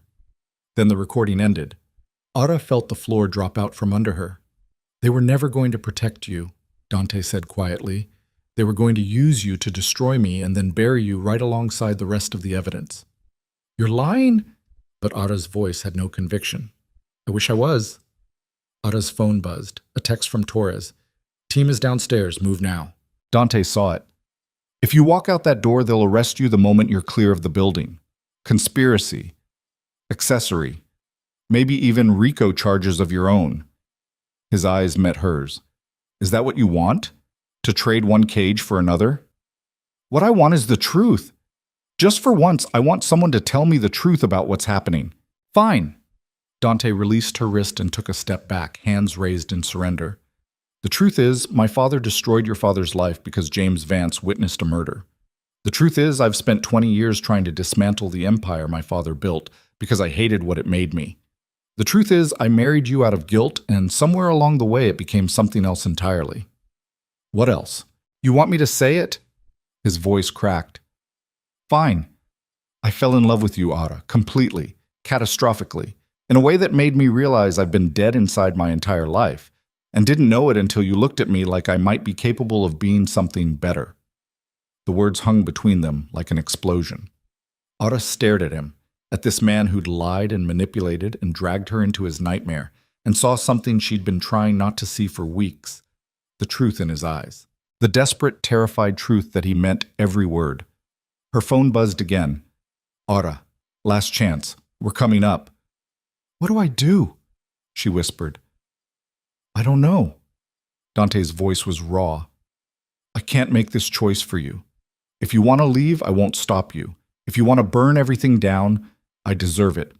But if you stay, if I stay what? We pretend this is normal? We pretend you're not a criminal and I'm not complicit and this whole thing isn't completely insane? If you stay, we figure it out together. We fight. We survive. We try to become something better than what we started as. The elevator dinged. The doors opened. 4 federal agents in tactical gear poured into the penthouse, weapons drawn, voices shouting commands. Dante Moretti, get on the ground. Now. Ara Vance, step away from him. Ara stood frozen between the FBI and her husband, between justice and something that looked disturbingly like love, between the life she'd thought she wanted and the one she'd accidentally fallen into. Agent Torres stepped out of the elevator, gun in hand, eyes hard. Mrs. Moretti, step away from your husband. You're in danger. Ara looked at Dante, looked at Torres, looked at the agents surrounding them with weapons trained on the man she'd married to survive, and somehow started to believe in, despite every logical reason not to, and realized she was about to make a choice that would define the rest of her life, however long or short that life turned out to be. She thought about her father, about honor and doing the right thing and standing up to people who destroyed lives because they could. She thought about Dante, about the coffee every morning and the journal and the desperate look in his eyes when he'd found her in that lot. She thought about Margaret's words, "You're worse because you pretend to be something you're not." And she thought about what Torres hadn't said in that recording, that they'd use Ara and throw her away the moment she stopped being useful. Ara took a deep breath, made her choice, and stepped in front of Dante Moretti with her hands raised, placing herself between him and the FBI like a human shield. "No," she said clearly, He's not the one you should be worried about. Torres's expression went cold. Ara, move, now. Not until you tell me the truth about what happens to me after you arrest him. We protect you. Bullshit. Ara's voice was steady now, powered by fury she didn't know she had. I heard the recording. You were planning to charge me as a co-conspirator, use me to build your case, and then destroy me alongside everyone else. Torres's face hardened. You don't know what you're talking about. Then deny it. Right now. Tell me I'm wrong. The silence was answer enough. Behind Ara, Dante's voice was quiet, almost impressed. She's smarter than you gave her credit for. Shut up, Moretti. Torres kept her gun trained on him. Ara, last chance. Step aside or we arrest you too. Ara's hands were shaking, but she didn't move. Then arrest me. Because I'm not helping you destroy him when you were planning to destroy me all along. Torres's expression shifted, from annoyance to calculation to something almost like respect. Then she lowered her weapon. Stand down, she told her team. The agents hesitated, confused. I said stand down. Slowly, reluctantly, they lowered their weapons. Torres walked forward until she was standing directly in front of Ara, close enough that Ara could see the exhaustion in her eyes. You just made a very dangerous choice, Mrs. Moretti. I know. We'll be watching every move, every transaction, and when we finally have enough to bring him down without your cooperation, and we will, you're going down with him. I understand. Torres held her gaze for a long moment. Then she turned to Dante. Enjoy your wife while you can, Moretti. This empire you've built, it's collapsing, and when it does, she'll be buried in the rubble right alongside you. She gestured to her team, and they retreated to the elevator, weapons still ready, clearly unhappy about leaving without an arrest. The doors closed. The penthouse fell silent. Ara stood rooted to the spot, adrenaline still flooding her system, trying to process what she'd just done. Behind her, Dante's voice was barely audible. Why? Ara turned to face him. Because I'm tired of being used. By you. By them. By everyone who thinks I'm too desperate or too stupid to see what they're really after. She took a shaking breath. And because despite everything, despite the lies and the danger and the absolute insanity of this situation, I think Margaret was wrong about you. Wrong how? She said you pretend to be something you're not, but I don't think you're pretending anymore. Ara moved closer, studying his face like she could find truth in the lines around his eyes. I think you're actually trying, and maybe that's enough.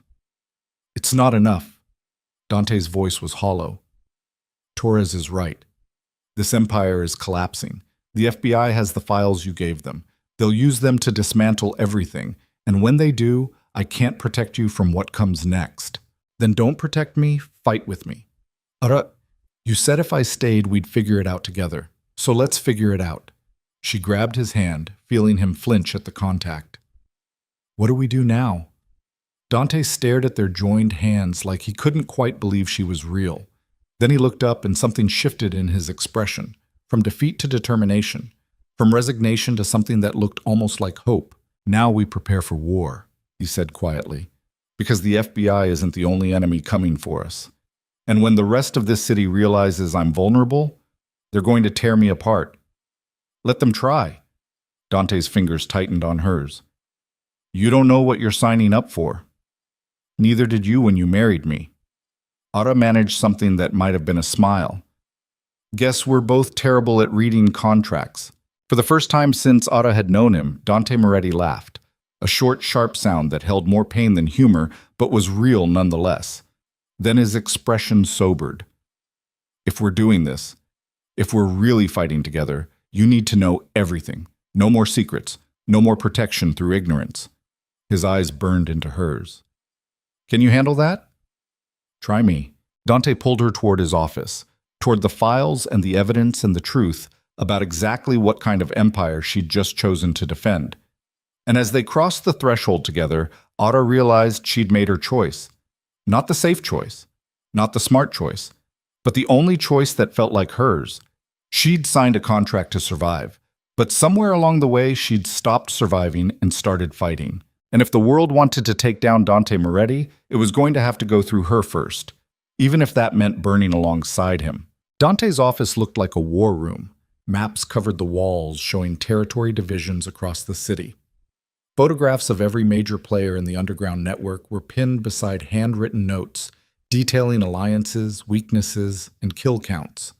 Financial records spread across his desk in organized chaos. Shell companies, offshore accounts, money trails that would take the FBI months to untangle. Ara stood in the doorway staring at the evidence of exactly what her husband controlled and felt her stomach turn. "This is what you wanted to see," Dante said quietly. He was standing at the window backlit by the city he owned. "This is the truth you said you could handle." Ara forced herself to step inside, to look at each photograph, to read the notes scrawled in Dante's sharp handwriting. Marcus Kane, real estate magnate, suspected in 4 disappearances, controls the construction unions. Serafina Russo, financial operations, brilliant strategist, holds grudges like religion. Julian Torres, dock operations, reasonable until crossed, lost his son to gang violence 3 years ago. Catherine Zhao, casino empire, ruthless negotiator, rumored to have personally executed 2 rivals. "These people," Ara said, her voice barely steady, "they're all criminals." "Yes, and you work with them. I manage them. There's a difference." Dante turned from the window, his face carved from exhaustion and something that looked like shame. "This city has always had an underground. My father built an empire by being more violent, more ruthless than anyone else. When he died, I inherited that empire, and I've spent 10 years trying to transform it into something that doesn't run on blood." "By doing what?" Dante moved to his desk and pulled out another folder, this one thicker, more recent. "Cutting off human trafficking operations, even though they were profitable. Shutting down drug distribution networks that operated near schools. Refusing protection money from businesses that couldn't afford it." He met her eyes. "I'm not a good man, Ara, but I'm trying to be less of a monster than my father was. That has to count for something." Ara picked up one of the files. Inside were financial records showing a massive charitable foundation, funded anonymously through shell corporations, supporting addiction recovery programs, domestic violence shelters, job training for ex-convicts. "You did this?" "I've been doing it for 5 years. Trying to put back some of what my family took." Dante's voice was hollow. "It doesn't erase the damage, doesn't bring back the dead, but it's something." Ara set down the file, her hands shaking. "Why didn't you tell me?" "Because it sounds like justification, like I'm trying to buy absolution for crimes I can't undo." He laughed bitterly. "Margaret was right about one thing. I'm good at pretending, good at telling myself I'm different from my father while still running the same empire." "Then why not walk away? Just leave. Start over somewhere else. Because if I walk away, someone worse takes over. Someone like my father who doesn't care about the damage. Who'll turn this city into a war zone?" Dante's eyes were desperate. "I know it's not an excuse. I know I'm still responsible for every terrible thing this empire does. But at least while I'm in control, I can try to minimize the harm." Ara wanted to argue, wanted to tell him that wasn't good enough, that you couldn't reform evil from the inside, that he was deluding himself. But she thought about the foundation, about the program saving lives, about the operations he'd shut down that his father would have expanded. And she realized that maybe the world wasn't as simple as good and evil. Maybe it was just people trying to navigate impossible choices in a system designed to break them. Before she could respond, Dante's phone erupted with alerts. 5 messages in 10 seconds, each one more urgent than the last. His face went white. "What is it?" "The families." Dante was already moving, grabbing his jacket, checking the gun in his shoulder holster. "They know about the FBI raid. They think I'm weak. They're calling an emergency summit." A summit? A meeting of every major criminal operation in the city, to decide whether I keep control or whether they rip the empire apart and divide it among themselves. His jaw clenched. "It's happening tonight. The Russo estate. 2 hours." "That's a trap." "Probably." Dante pulled out his phone and started making calls, his voice clipped and commanding. "Victor, I need full security detail. Everyone we trust. We move in 30 minutes. He hung up and looked at Ara, something terrible in his eyes. "You need to stay here. Lock the doors. Don't let anyone in except Victor." "No." Ara grabbed his arm. "You're not going alone." "Ara, these people will kill me the second they think they can get away with it. I can't protect you and fight them at the same time. Then don't protect me. Take me with you. Let me see what this world really looks like. Dante stared at her like she'd lost her mind. Do you understand what you're asking? This isn't a charity gala. This is a room full of people who've built empires on violence, who see you as a weakness they can exploit. Good. Let them underestimate me. Ara's voice was steel. You said if I stayed, we'd fight together. So let me fight. For a long moment, Dante looked like he was going to argue. Then something shifted in his expression, resignation mixed with something that might have been pride. Fine. But you follow my lead. You stay close to Victor. And if things go bad, you run. No heroics, no trying to save me, you just run. Deal. Dante pulled her close, his hand cupping the back of her head, his forehead pressed against hers. I'm sorry, he whispered, for dragging you into this, for every lie, for everything. Save the apologies for after we survive. He laughed, sharp and pained, and then released her. Get dressed. Something that shows you're not afraid of them. 30 minutes later, Ada stood in front of her mirror wearing a black dress that Elena had left in her closet.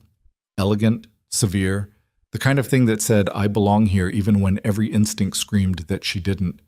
Dante appeared in her doorway, dressed in a black suit that made him look like death personified.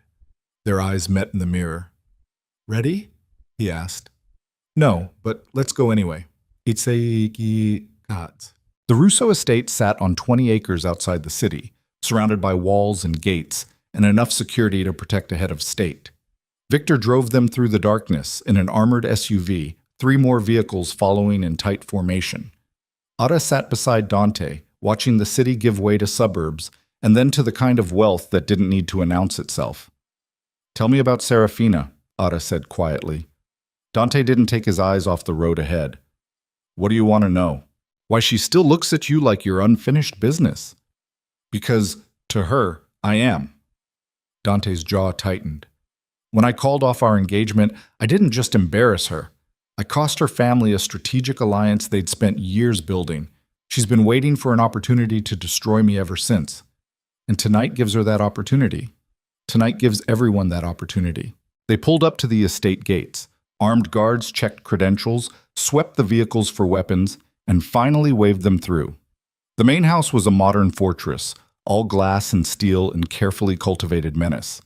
Luxury cars lined the circular drive, each one representing a different criminal empire. Dante helped Ara out of the SUV, his hand warm and steady on hers. Victor fell in beside them with 4 other guards, all armed, all watching the perimeter like they expected an ambush at any moment. Stay close, Dante murmured to Ara. And whatever happens, don't show fear. These people are predators. They can smell weakness. They walked through the front entrance and into a world that looked like a scene from a nightmare dressed up as elegance. The meeting was being held in a massive library, leather chairs arranged in a circle, bookshelves reaching to vaulted ceilings, a fireplace burning with flames that cast dancing shadows across faces that belonged to killers. Every head turned when Dante entered. Serafina Russo stood at the center of the room wearing a red dress that matched her lipstick, a glass of wine in one hand and victory in her eyes. Dante! Her voice was silk over razors. So glad you could join us, and you brought your wife.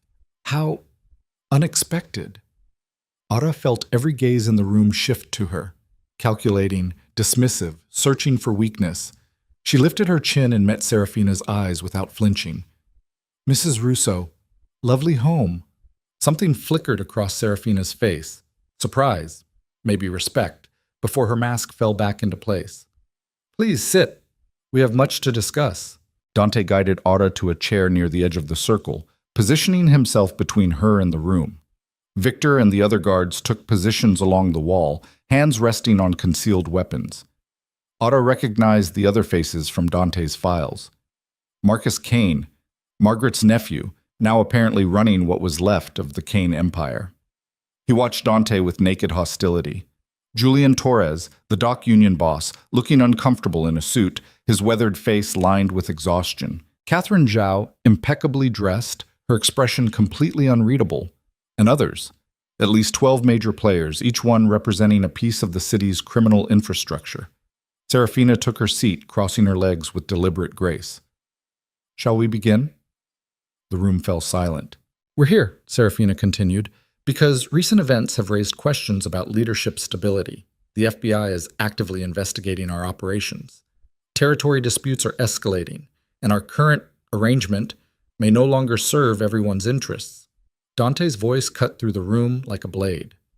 You mean you think I'm weak? Say it plainly. Very well. Serafina's smile was venomous. You're weak, Dante. You've spent years dismantling the very operations that made this empire profitable. You've refused lucrative opportunities because they didn't align with your newfound moral compass. And now the FBI has enough evidence to dismantle everything, evidence they obtained through your own wife. Ada felt the room's attention slam into her like a physical force. That's not, she started. Save it. Marcus Kane leaned forward, his eyes hard. We know about your meeting with Agent Torres. We know you planted FBI surveillance in Dante's systems. The only question is whether he's too blinded by whatever feelings he has for you to see the threat you represent. Dante's hand found Ara's beneath the armrest, a warning to stay quiet. Ara acted on incomplete information, Dante said, his voice dangerously calm. She's corrected that mistake. The FBI got nothing they can use. You hope. Catherine Zhao spoke for the first time, her accent crisp and precise. But hope is not strategy, and strategy is what we need right now. Then let's talk strategy. Dante stood, commanding the room's attention. You want to divide the empire? Fine, but you're forgetting one critical detail. I'm the only one holding this alliance together. The second you remove me, you'll tear each other apart, fighting over the pieces. Maybe, Serafina's eyes glittered, or maybe we've already agreed on how to divide things fairly. Maybe this meeting is just a courtesy, giving you a chance to walk away with your life before we take what's ours. The temperature in the room dropped 10 degrees. Dante's guards shifted, hands moving toward weapons. The other family's guards did the same. Ara's heart was hammering so hard she could barely breathe. You're making a mistake, Dante said quietly. All of you. This city needs structure, leadership. Without it, you'll have war. Bodies in the streets, federal attention you can't bribe away. Everything our family's built will burn. Then let it burn. Marcus Kane stood, his face twisted with old hatred. Your father killed my uncle, destroyed my family. You think I care about preservation? I want revenge, and I'm willing to watch this empire collapse if it means watching you fall with it. Marcus, Julian Torres tried to intervene, but Kane cut him off. No, we've been patient long enough. Dante Moretti doesn't belong at the head of this table. He's a relic. A weak man pretending to be his father. Kane pulled a gun from his jacket. Fast, smooth, clearly practiced. Chaos erupted. Guards drew weapons on all sides. Shouts filled the library. Serafina dove behind her chair while Catherine Zhao disappeared toward the exit with the fluid grace of someone who'd survived situations like this before. Dante shoved Ada behind him as Victor and the other guards formed a protective barrier, guns trained on Kane and his men. Everyone stop! Serafina's voice cut through the chaos. She stood slowly, hands raised. Put the guns down. Now. This is my home, and I will not have bloodshed in it. For a moment, no one moved. Then slowly, weapons lowered. Kane kept his gun pointed at Dante. This isn't over. No, Dante agreed. It's not. But if you pull that trigger, you die before I hit the ground. Is revenge worth your life, Marcus? The question hung in the air like a challenge. Ara watched Kane's face, saw the calculation behind his eyes, rage warring with survival instinct. Finally, Kane lowered his weapon. We'll finish this another way, he said. I'm sure you will. Dante's voice was ice. But right now, I'm walking out of here with my wife. Anyone who has a problem with that can take it up with me later. One at a time, like men instead of cowards. He took Ada's hand and started toward the exit, moving with the kind of confidence that dared anyone to stop him. They made it halfway across the room before Serafina's voice stopped them. Dante! He turned. Serafina stood alone in the center of the room, beautiful and dangerous, her expression complex. You were right about one thing, she said quietly. Without you, we'll tear each other apart. The Kanes want revenge. The Torres family wants territory. Catherine wants control. I want... She paused, something almost human crossing her face. I want the empire we could have built together, but you chose her instead. Ada felt Dante's hand tighten on hers. I chose differently, he said. That's all. Was I really that terrible a choice? For a moment, Dante looked almost sad. No, Serafina. You were brilliant and ambitious and everything a strategic partner should be. But I didn't want a strategic partner. I wanted... He stopped, glanced at Ara, then back to Serafina. I wanted something real, even if it destroyed me. Serafina's expression hardened. Then consider yourself destroyed, because this alliance is over, and when the war comes, and it will come, you'll have to choose which side you're on. I already have. Dante turned and walked out of the Russo estate with Ara beside him, leaving the fractured empire behind them like a bomb waiting to explode. They made it to the SUV before Ara's legs gave out. Victor caught her, helped her into the back seat while Dante barked orders to his security detail. The convoy pulled away from the estate at high speed, engines roaring into the darkness. Ara sat pressed against the leather seats, shaking, adrenaline crashing through her system. That was, she started, a disaster. Dante's voice was hollow. The alliance is broken. By tomorrow morning, every family in that room will be positioning for war, and we're going to be caught in the middle of it. What do we do? Dante looked at her, and in the darkness of the SUV, his eyes held something that looked like desperation. We prepare for the worst, because it's coming faster than either of us thought possible. They made it back to the penthouse at midnight. Dante immediately locked down the building, extra guards at every entrance. Surveillance activated on every floor, escape routes planned and rehearsed. Otto watched him transform from the man she'd been learning to know into something else entirely, a general preparing for siege, cold and efficient and absolutely focused. By 2 in the morning, he'd converted his office into a command center. Phones rang constantly. Messages flooded in. And slowly, piece by piece, the picture of what was coming became clear. The Kane family was moving on the construction unions. The Russo family was consolidating financial operations. Catherine Zhao was buying up warehouses along the waterfront. Julian Torres was staying neutral, for now, and the FBI was watching all of it, waiting for the perfect moment to sweep in and arrest everyone when the violence peaked. They're going to let us kill each other, Dante said, staring at his monitors. Torres will wait until the bodies pile up, then move in and claim she's cleaning up the mess. Ara stood in the doorway, exhausted and terrified, and trying to understand how everything had fallen apart so quickly. Can we stop it? I don't know. Dante scrubbed his hands over his face. Maybe. If I can negotiate a new alliance. If I can give everyone enough of what they want to make peace more valuable than war. And if you can't? He didn't answer, didn't need to. They both knew what happened when criminal empires went to war. Ara walked into the office and sat on the edge of Dante's desk, forcing him to look at her. What do you need from me? I need you safe. That's all I've ever needed. That's not an answer. Dante looked at her for a long moment, something breaking behind his carefully maintained control. I need you to understand that I might not survive this, that the choices I made, trying to be better, trying to transform this empire into something less monstrous, those choices have made me vulnerable. And my enemies are going to exploit that vulnerability until there's nothing left. Then we fight back. With what? I've spent years dismantling my father's most brutal operations.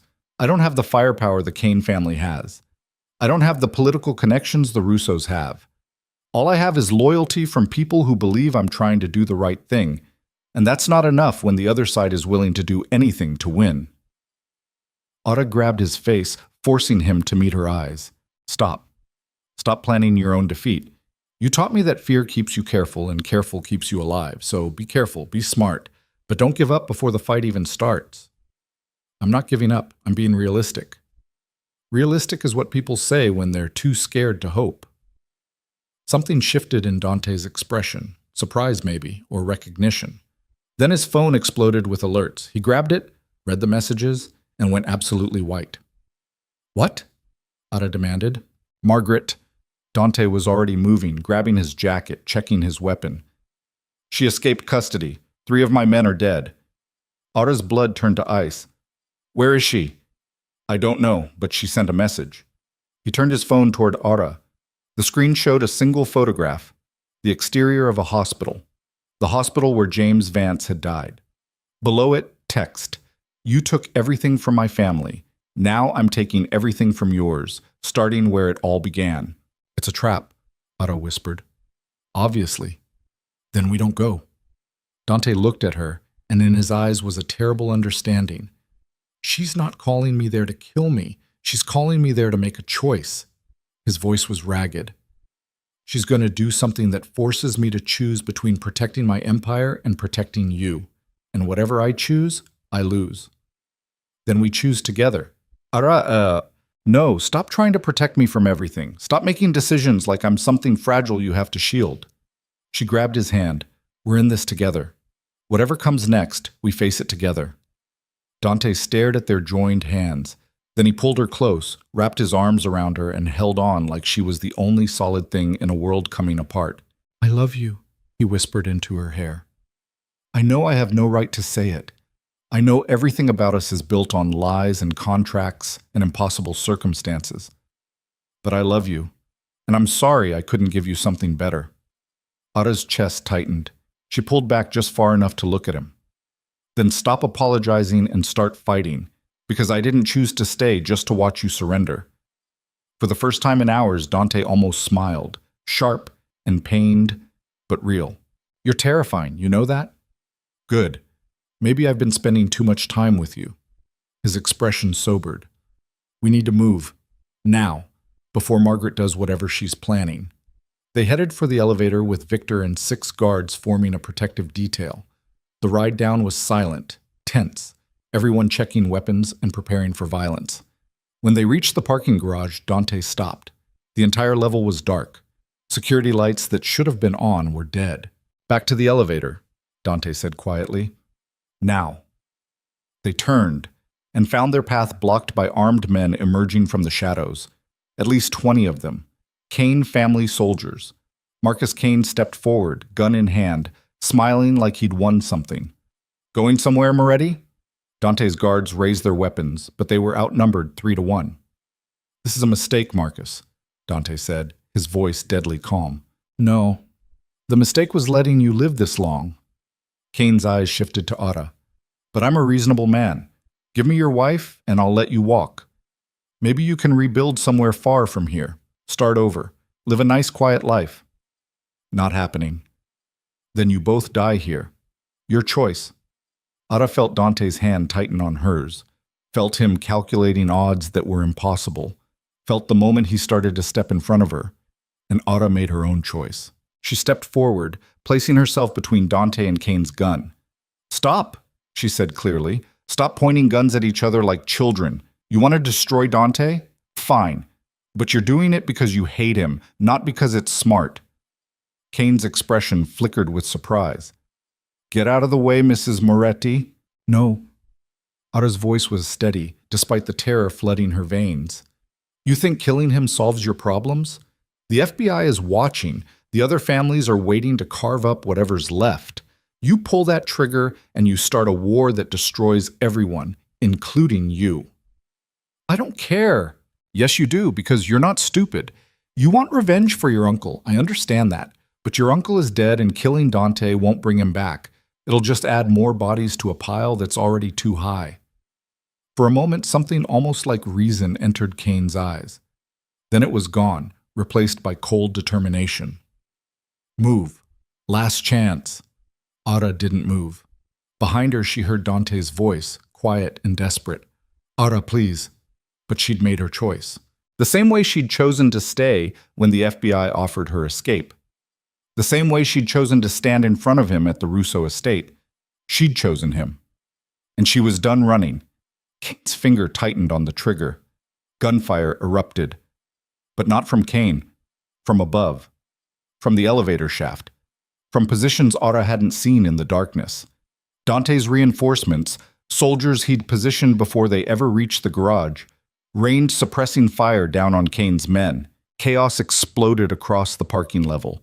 Dante grabbed Ada and threw them both behind a concrete pillar as bullets tore through the air where they'd been standing. Victor and the guards returned fire, their muzzle flashes lighting up the garage like a strobe nightmare. Stay down! Dante's body covered hers, shielding her from the violence erupting around them. Ada pressed her face against the concrete, hands over her ears, trying not to scream as the world dissolved into gunfire and shouting and the terrible sounds of bodies hitting the ground. The battle lasted less than 2 minutes.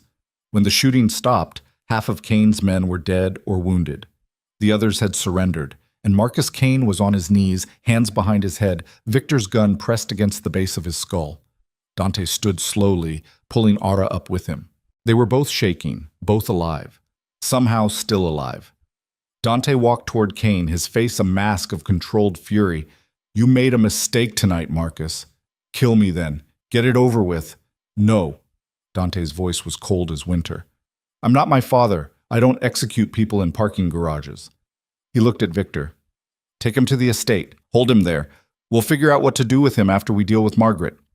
Victor nodded and hauled Kane to his feet. As they dragged him away, Kane spat blood and laughed, a broken, bitter sound. "You think you've won? Margaret's going to burn everything you love, and I hope I'm still alive to watch." Then he was gone, disappeared into custody. Dante turned to Ara, his hands gentle on her face despite the violence still echoing in the air. "Are you hurt?" "No, I'm okay. Her voice broke. "I thought you were going to die." "So did I." He pressed his forehead against hers, both of them shaking with adrenaline crash. "What you did? Stepping in front of me. That was the bravest and stupidest thing I've ever seen. Learned it from you." He almost smiled. Then his phone buzzed with another message. Margaret again. This time, a video. Dante pressed play, and Ara watched the screen over his shoulder.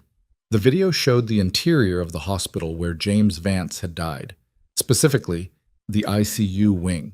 And in that wing, strapped to beds with IV lines and monitors, were at least 20 patients, innocent people, sick people, vulnerable people.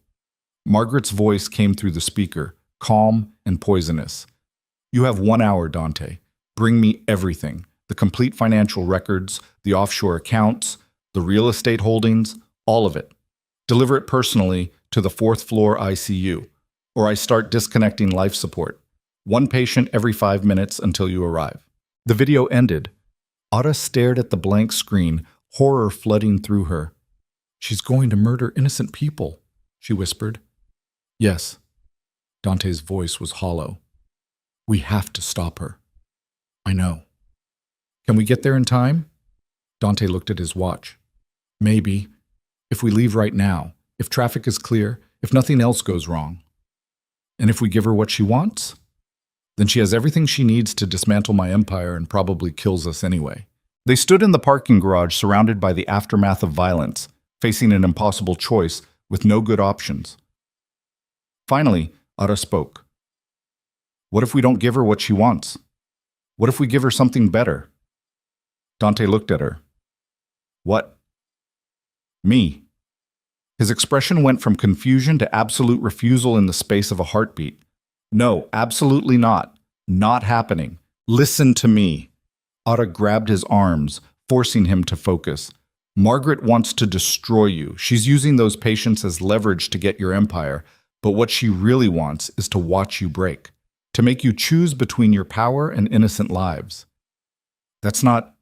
What if I go instead? What if I offer myself as trade for the patients? She gets to hurt you through me, and you keep everything else." "Do you hear yourself?" Dante's voice cracked. "You're talking about walking into a trap that will absolutely kill you. Margaret doesn't make deals. She takes what she wants and destroys what's left." "Then come with me. We go together. We face her together, and we end this before anyone else dies." Dante stared at her like she'd suggested flying to the moon. "That's not a plan. That's suicide." "Do you have a better idea?" He didn't answer, because they both knew there wasn't a better idea. There was just the terrible choice in front of them. Give Margaret everything and hope she showed mercy she'd never shown before, or face her directly and hope they survived long enough to stop her. Dante closed his eyes, his entire body vibrating with tension. When he opened them again, Ara saw the exact moment he made his decision. "We go together," he said quietly. "We don't give her the empire. We don't give her you. We walk in there and we finish this, one way or another." "Together," Ara confirmed. He pulled her close one more time, holding her like he was memorizing the feel of her in his arms. Then he released her and turned to Victor. Get everyone. Every loyal soldier. Every person who owes us. I want them at that hospital in 45 minutes, armed, ready for war. Victor nodded and started making calls. Dante took Aura's hand and they walked toward the SUV together, heading straight into the trap that would either save them or destroy them completely. And as they drove through the darkness toward the hospital where her father had died, and where Margaret was waiting with violence and vengeance, Aura realized something with absolute clarity. She'd signed a contract to survive, but somewhere along the way she'd stopped surviving and started living. And if this was how her story ended, fighting beside a man she'd married for money and fallen for despite every logical reason not to, then at least it would be her choice. Her ending. Her truth. The hospital loomed ahead, lit up against the night sky like a beacon, or a grave. Dante's hand tightened on hers. Whatever happens in there, he said quietly, I need you to know that meeting you, marrying you, it was the best decision I ever made, even if it destroys me. Aura looked at him, at this complicated, damaged man who'd tried to buy absolution and somehow found something real instead. Then let's make sure it doesn't destroy us, she said. Let's make sure The hospital parking lot was nearly empty at 3 a.m. Aura stepped out of the SUV and stared up at the building where her father had taken his last breath, and felt the weight of every choice that had led her back to this moment. The air smelled like rain and antiseptic. Somewhere in the distance, an ambulance wailed. Dante stood beside her, hand resting on the gun beneath his jacket, his face carved from exhaustion and determination. Behind them, Victor coordinated with 20 armed men positioning themselves around the hospital perimeter, on rooftops, in stairwells, covering every exit. If Margaret tried to escape, she wouldn't make it past the front doors. But that assumed they could stop her before she started killing patients. 4th floor ICU, Dante said quietly, checking his watch. We have 12 minutes before she starts disconnecting life support. Aura's hands were shaking. She pressed them against her sides, trying to steady herself. What's the plan? We go in, we talk. We try to find a solution that doesn't end with innocent people dead. Dante's jaw clenched. And if talking doesn't work, we do whatever we have to do. They walked through the emergency entrance together, past security guards who took one look at Dante's face and decided not to ask questions.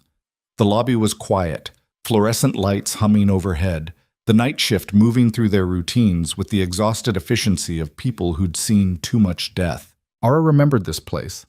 Remembered running through these corridors 3 months ago when the hospital called to say her father was failing. Remembered the smell of floor cleaner and fear. Remembered holding his hand while machines beeped and monitors showed his life draining away. And now she was back, walking toward another kind of death with the man whose family had destroyed everything her father built. The elevator ride to the 4th floor was silent. When the doors opened, they stepped into a nightmare. The ICU hallway was empty except for Margaret Kane standing at the nurse's station, casually disconnecting alarm systems with the help of 2 armed men. She looked up when Dante and Aura emerged, and her smile was cold triumph. Right on time, I'm impressed. Let the patients go, Margaret. Dante's voice was controlled, lethal. This is between us. Is it? Margaret walked toward them, her heels clicking against linoleum. Because from where I'm standing, this is about legacy, about debts that span generations, about your father destroying my family and you thinking you could just walk away from that history. She stopped a few feet away, studying Aura with clinical interest. And you, James Vance's daughter, do you know what your father said the last time I saw him? Aura's throat tightened. You never met my father. I did. Once. 28 years ago. Margaret's expression turned distant, remembering. He came to me after witnessing the murder, asked if I could help him go to the police safely. I told him no. Told him the Morettis were too powerful, that he'd be dead before he could testify. The words hit Aura like a physical blow. You turned him away. I protected him by telling him the truth and sending him home to his family. Margaret's voice hardened. But your father didn't listen. He tried to go to the authorities anyway, and Vincent Moretti made sure he paid for that mistake for the rest of his life. You could have helped him, Aura whispered, and I would have died alongside him, just like you're going to die tonight because you chose the wrong side. Dante stepped forward, putting himself between Margaret and Ara. Enough! You want revenge? Take it on me. Let everyone else walk away. Everyone else? Margaret laughed, sharp and bitter. You mean the patients? The innocent people whose lives I'm holding hostage? She pulled out a phone and held it up, showing a live feed of the ICU rooms. 20 beds, 20 people fighting for their lives. I've already disabled the alarms, one button and I cut power to their ventilators. They'll die gasping for air that won't come, and it'll be your fault for not giving me what I want. I'm not giving you my empire. Then I start with the children's ward. The threat landed like a gunshot. Otto watched Dante's face go white, watched him calculate impossible odds, watched the exact moment he started to break.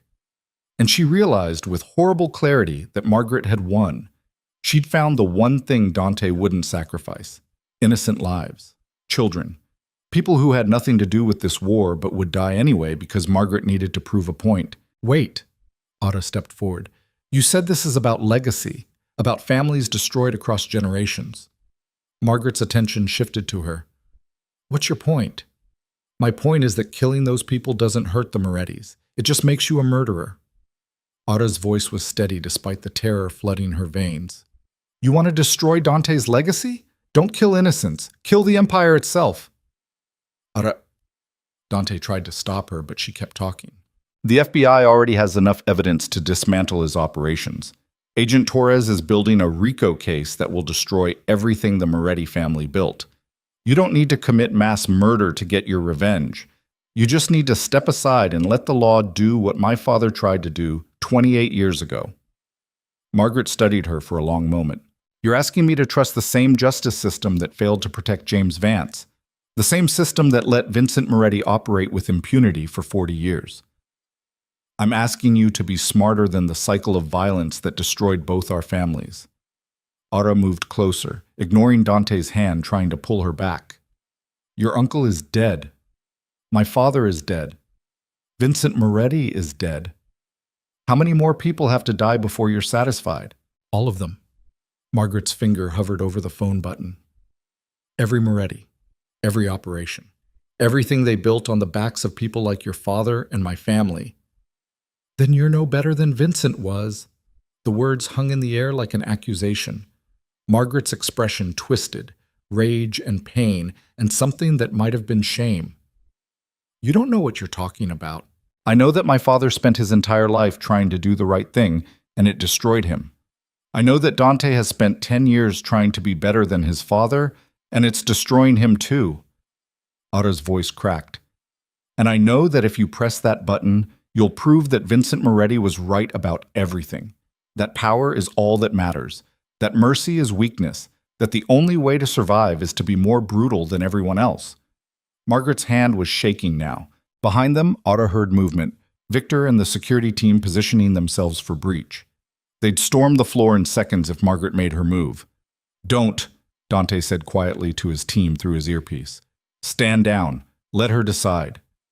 Margaret looked at the phone in her hand, at the live feeds showing patients sleeping, fighting, surviving, at Ara standing between her and the man she'd spent years planning to destroy, at Dante, exhausted and desperate and trying so hard to be something better than the monster he'd been raised to be. Your father, Margaret said finally, her voice barely above a whisper. He told me something that night, when I turned him away and told him he'd die if he went to the police. Ada held her breath. He said that some truths are worth dying for, that standing up to evil is the only thing that separates us from the darkness. Margaret's eyes were wet now, decades of grief finally breaking through. I thought he was naive, idealistic, stupid. She lowered the phone, set it on the nurse's station, took 3 steps back with her hands raised. But maybe he was right. Maybe I've been so focused on revenge that I became exactly what I was fighting against. The tension in the hallway broke like a snapped wire. Dante's security team moved in immediately, securing Margaret's guards and sweeping the floor for additional threats. Victor appeared beside Margaret, zip-tying her hands while she stood completely still, not resisting, looking like someone who'd just woken from a nightmare. It's over, she said to no one in particular. Finally over. Dante moved to the nurse's station and reconnected the alarm systems, his hands shaking so badly he could barely work the controls. When the monitors flickered back online and showed stable vital signs for every patient, he pressed his palms against the desk and bent forward like he might be sick. Ada went to him, her hand on his back. "It's done," she whispered. "We're done." He turned and pulled her into his arms so hard she could barely breathe, his face buried in her hair, his entire body shaking with relief and adrenaline crash. Behind them, Victor was reading Margaret her rights while other team members swept the floor and checked every room to ensure the patients were truly safe. Hospital security was arriving, confusion on their faces, trying to understand what had just happened on their ICU floor. And somewhere in the distance, sirens wailed, FBI probably, alerted by the security breach and coming to collect whatever pieces remained. Margaret looked at Ara one final time before Victor led her away. "Your father would be proud of you," she said quietly. "He died trying to stand up to evil. You lived to finish what he started." Then she was gone, escorted to a waiting vehicle that would take her into federal custody. Ara stood in the hallway where her father had died, where she'd almost watched 20 more people die, and tried to process the fact that somehow, impossibly, they'd survived. Dante's phone buzzed. He pulled it out with shaking hands, read the message, and his expression went from relief to something darker. "What is it?" Ara asked. "Torres, she's downstairs, wants to talk." "Now?" "Apparently arresting Margaret wasn't enough. She wants to finish what she started with me." They took the elevator down to the lobby where Agent Rebecca Torres waited with a team of federal agents, all wearing bulletproof vests and expressions that said they weren't leaving without something. Torres stepped forward when she saw Dante, her face hard. "Mr. Moretti, we need to talk about the files your wife provided. The files you were going to use to bury her alongside me," Dante said coldly. "I have that conversation recorded, by the way.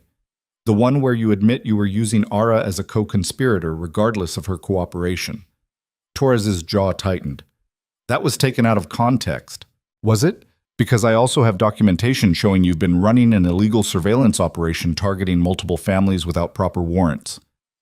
Wiretaps. Financial tracking. Even medical records." Dante pulled out his phone and turned it toward her. "I've sent all of it to the Department of Justice Office of Inspector General. They're very interested in your methods, Agent Torres." The color drained from Torres's face. "You're bluffing." "Am I?" "Check your email. The OIG should have contacted you about 30 seconds ago." Torres pulled out her phone, read something on the screen, and her expression went from confident to furious. "You son of a—" "Careful, Agent. There are witnesses." Dante's voice was ice. "Here's what's going to happen. You're going to drop any investigation into my wife. She was manipulated by a federal agent using illegal methods, and she has documentation proving it. Any charges against her get thrown out immediately." "And you?" Torres demanded. "You think you're walking away clean?" "No. I think I'm walking away with a deal." Dante gestured to a man in a suit standing near the entrance. Clearly a lawyer. Clearly expensive. "My attorney has already negotiated terms with the U.S. Attorney's Office. I cooperate fully with your RICO investigation. I provide testimony about every criminal operation my family was involved in. I turn over documentation of offshore accounts, shell companies, all of it. In exchange for what? Reduced sentence, witness protection for my wife, and immunity for her regarding anything that happened during our marriage." Torres stared at him like he'd grown a second head. "You're turning on your entire empire." "I'm dismantling something that should have been destroyed decades ago." Dante's expression was hollow. "My father built an empire on violence and suffering. I've spent 10 years trying to reform it from the inside, and all I've done is delay the inevitable. So yes, Agent Torres, I'm giving you everything. And then I'm walking into a cell knowing I finally did the right thing." The words hit Ara like a physical blow. "Dante, no." "It's already done." He looked at her and his eyes held something that looked like peace. "I called my lawyer 2 hours ago. Before we came to the hospital, the deal is signed." "You can't—" "I can, and I will." He turned back to Torres. "So do we have an agreement? Or do I take everything I know to the media and watch your career burn alongside mine?"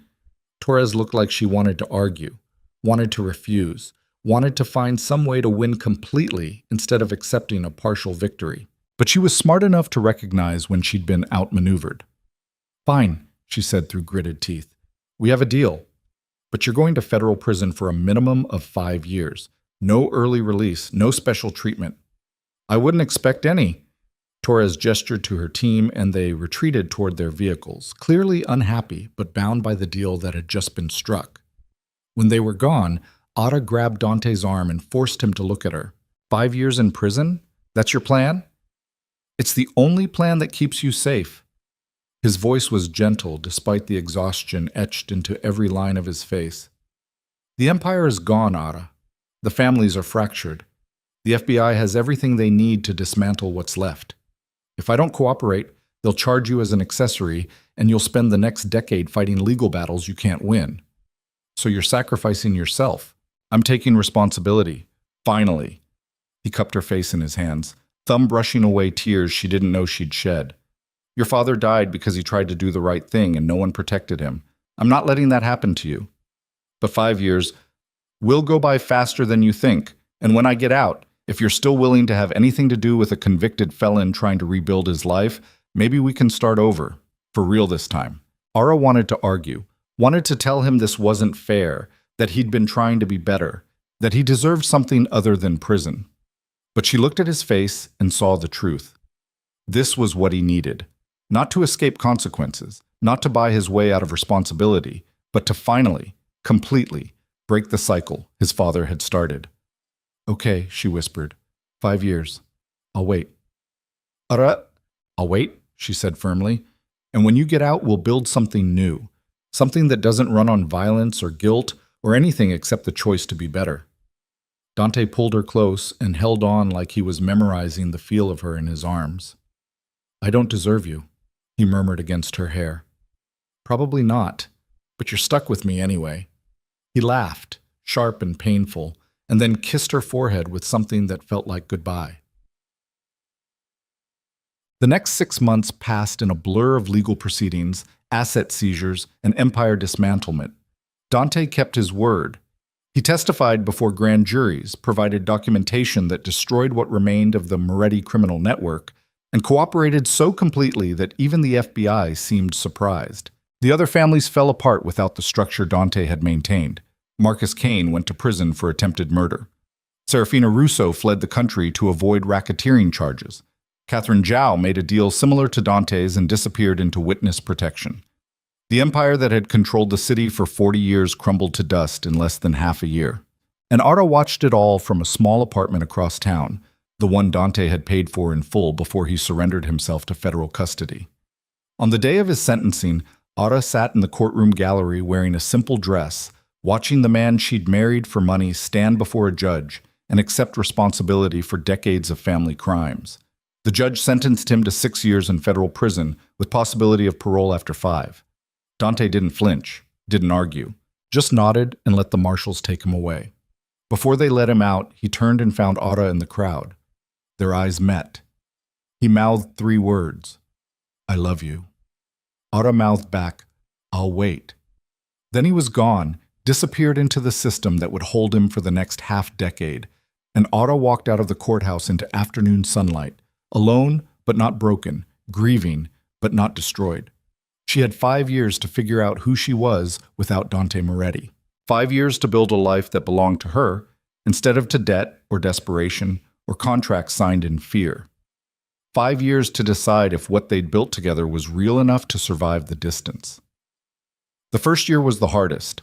Ara visited Dante once a month at the Federal Correctional Facility 3 hours north of the city.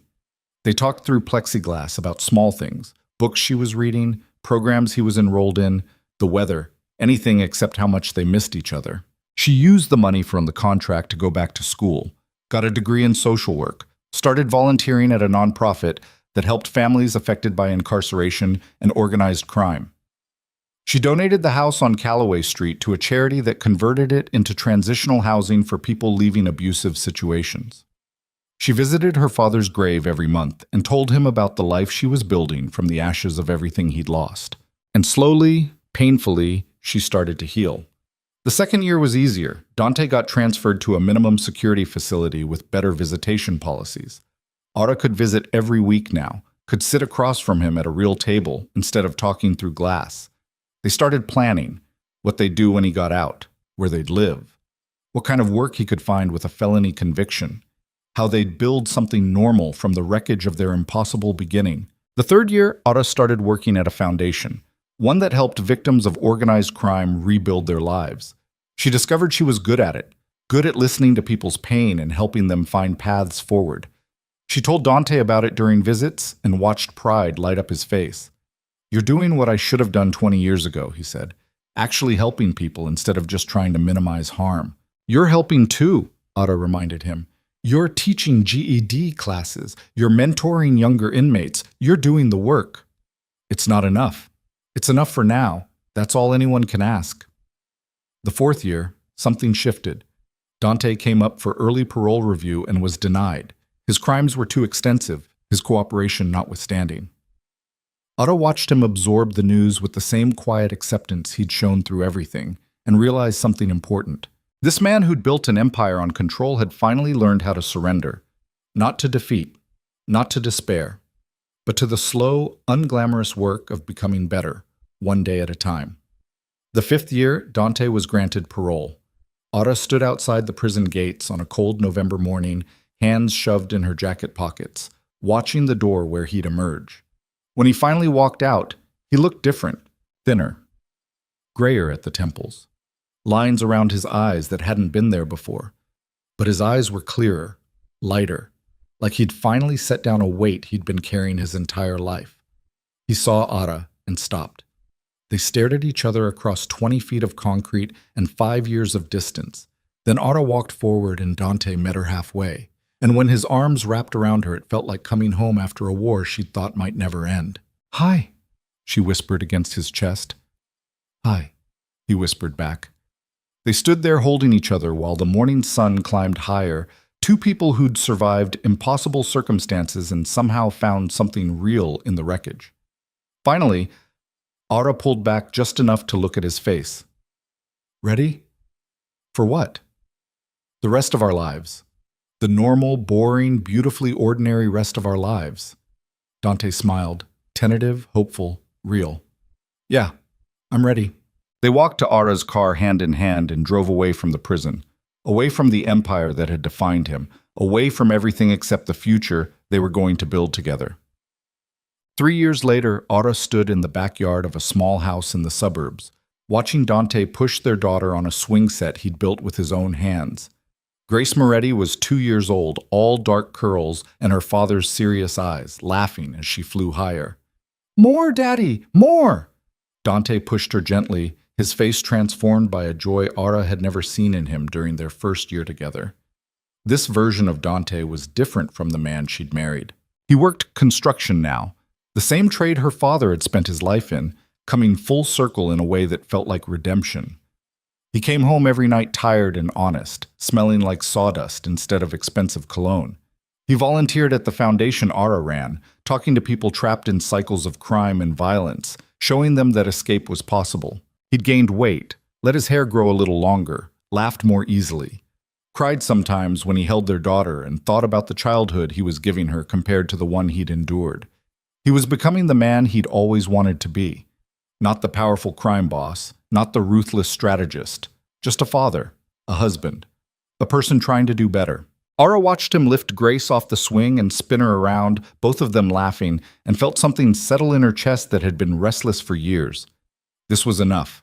This small house with the yard that needed mowing, and the kitchen where they cooked dinner together, and the bedroom where they held each other while Grace slept down the hall. This was more than enough. It was everything they'd fought for. Later that evening, after Grace was asleep and the dishes were done, Ara and Dante stood in their small kitchen drinking wine and talking about nothing important. "We should visit your father's grave tomorrow," Dante said quietly. "I want to tell him about Grace, about the life we've built." Ara's throat tightened. "He'd like that." "You think he'd forgive me? For everything my family did to him? I think he already has." Ara took Dante's hand, threading their fingers together. "He spent his whole life trying to do the right thing, and in the end, that's what you're doing too. That would matter to him." Dante pulled her close, resting his chin on top of her head. "I still have nightmares sometimes, about the people I hurt, the choices I made, the empire I helped build. I know. Does it ever get easier? I don't know, but we don't have to carry it alone anymore. They stood there in their small kitchen, two people who'd met in desperation and found something neither of them expected. Not perfect love, not fairy tale romance, but something real and hard-won and worth every sacrifice it had cost. The next morning, they drove to Greenwood Cemetery with Grace sleeping in her car seat. The grave was well maintained. Aura visited often enough to keep the flowers fresh. She lifted Grace out of the car and held her while Dante knelt beside the headstone. "James," he said quietly, his voice rough with emotion. "I know I can't undo what my family did to you. I know sorry isn't enough for the life they took from you, but I want you to know that Aura is safe, happy, and our daughter, your granddaughter, is growing up in a world where she'll never have to be afraid the way you were." He pressed his palm against the cold stone. "I'm trying to be this kind of man you were. The kind who stands up for what's right, even when it costs everything. I'm not there yet, but I'm trying." Aura knelt beside him, Grace balanced on her hip. "He'd be proud of you," she said softly. "Both of us. Look what we built from all that pain." Dante looked at her, then at their daughter, and something broke and healed simultaneously in his expression. "Yeah," he whispered. "We did good, didn't we?" "We did good." Grace woke up and reached for the flowers on the grave, her small hands touching the petals with wonder. "Pretty," she said. "Very pretty," Aura agreed. "These are for your grandfather. He was a very good man." "Good man," Grace repeated, the words not quite clear but close enough. Dante stood and lifted Grace into his arms, holding her close, while Aura laid her hand on her father's headstone one more time. "Thank you," she whispered, "for teaching me what it means to do the right thing, even when it's impossible, even when it costs everything."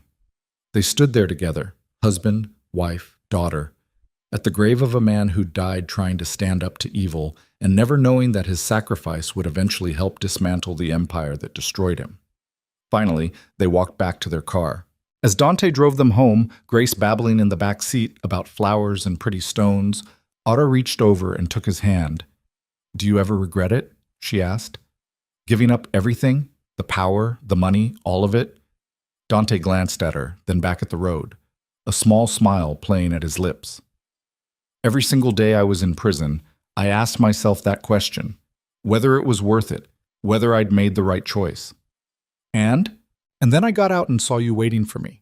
And now I have this—" He gestured to Grace, to the modest car they drove, to the ordinary life spreading out ahead of them. "And I realized I never had anything real until I let go of everything fake." Aura squeezed his hand. They drove in comfortable silence, watching the city give way to suburbs, watching their exit approach. "Dante." "Yeah? I love you. Not the man you were. Not the man you're trying to be. Just you. Right now. Exactly as you are." His eyes were wet when he looked at her. "I love you too. More than I thought I was capable of loving anything." They pulled into the driveway of their small house. Not a penthouse, not an estate, just a modest home with a swing set in the yard, and neighbors who waved hello and absolutely no connection to the violent empire that had nearly consumed them both. Dante carried Grace inside while Aura grabbed the groceries from the trunk. And as she walked through the front door into the life they'd built from impossible circumstances and terrible choices, and one contract signed in desperation that had somehow, against all odds, transformed into something real, Aura finally understood what her father had been trying to teach her all along. A person is not defined by where they come from or the violence they inherit. They're defined by the future they choose to build, the mistakes they own, the people they protect, the love they fight for even when the whole world tells them it's impossible. She set down the groceries and joined her family in the kitchen, where Dante was making lunch while Grace helped by stealing vegetables from the cutting board. This was her life now. Not perfect, not simple, but hers. Built from the ashes of everything that came before. And as she watched Dante swoop Grace into his arms and spin her around while she shrieked with laughter, Aura made a silent promise to the man buried in Greenwood Cemetery. "Your sacrifice wasn't for nothing, Dad. Your daughter didn't just survive, she lived. And she's going to make sure your granddaughter grows up in a world where doing the right thing doesn't cost everything. Where standing up to darkness doesn't mean dying alone. Where love is stronger than empires built on blood. Outside, the sun climbed higher in a clear sky. Inside, a family that shouldn't exist, built from a contract that was never supposed to be real, sat down to lunch together. And somewhere in the distance between what was and what could be, James Vance's legacy finally found the peace he'd spent his whole life fighting for. Not through violence, not through revenge, but through his daughter's choice to break every cycle that had tried to destroy her. To build instead of burn. To love instead of hate. To believe that people could change, even when every logical reason said they couldn't. The end.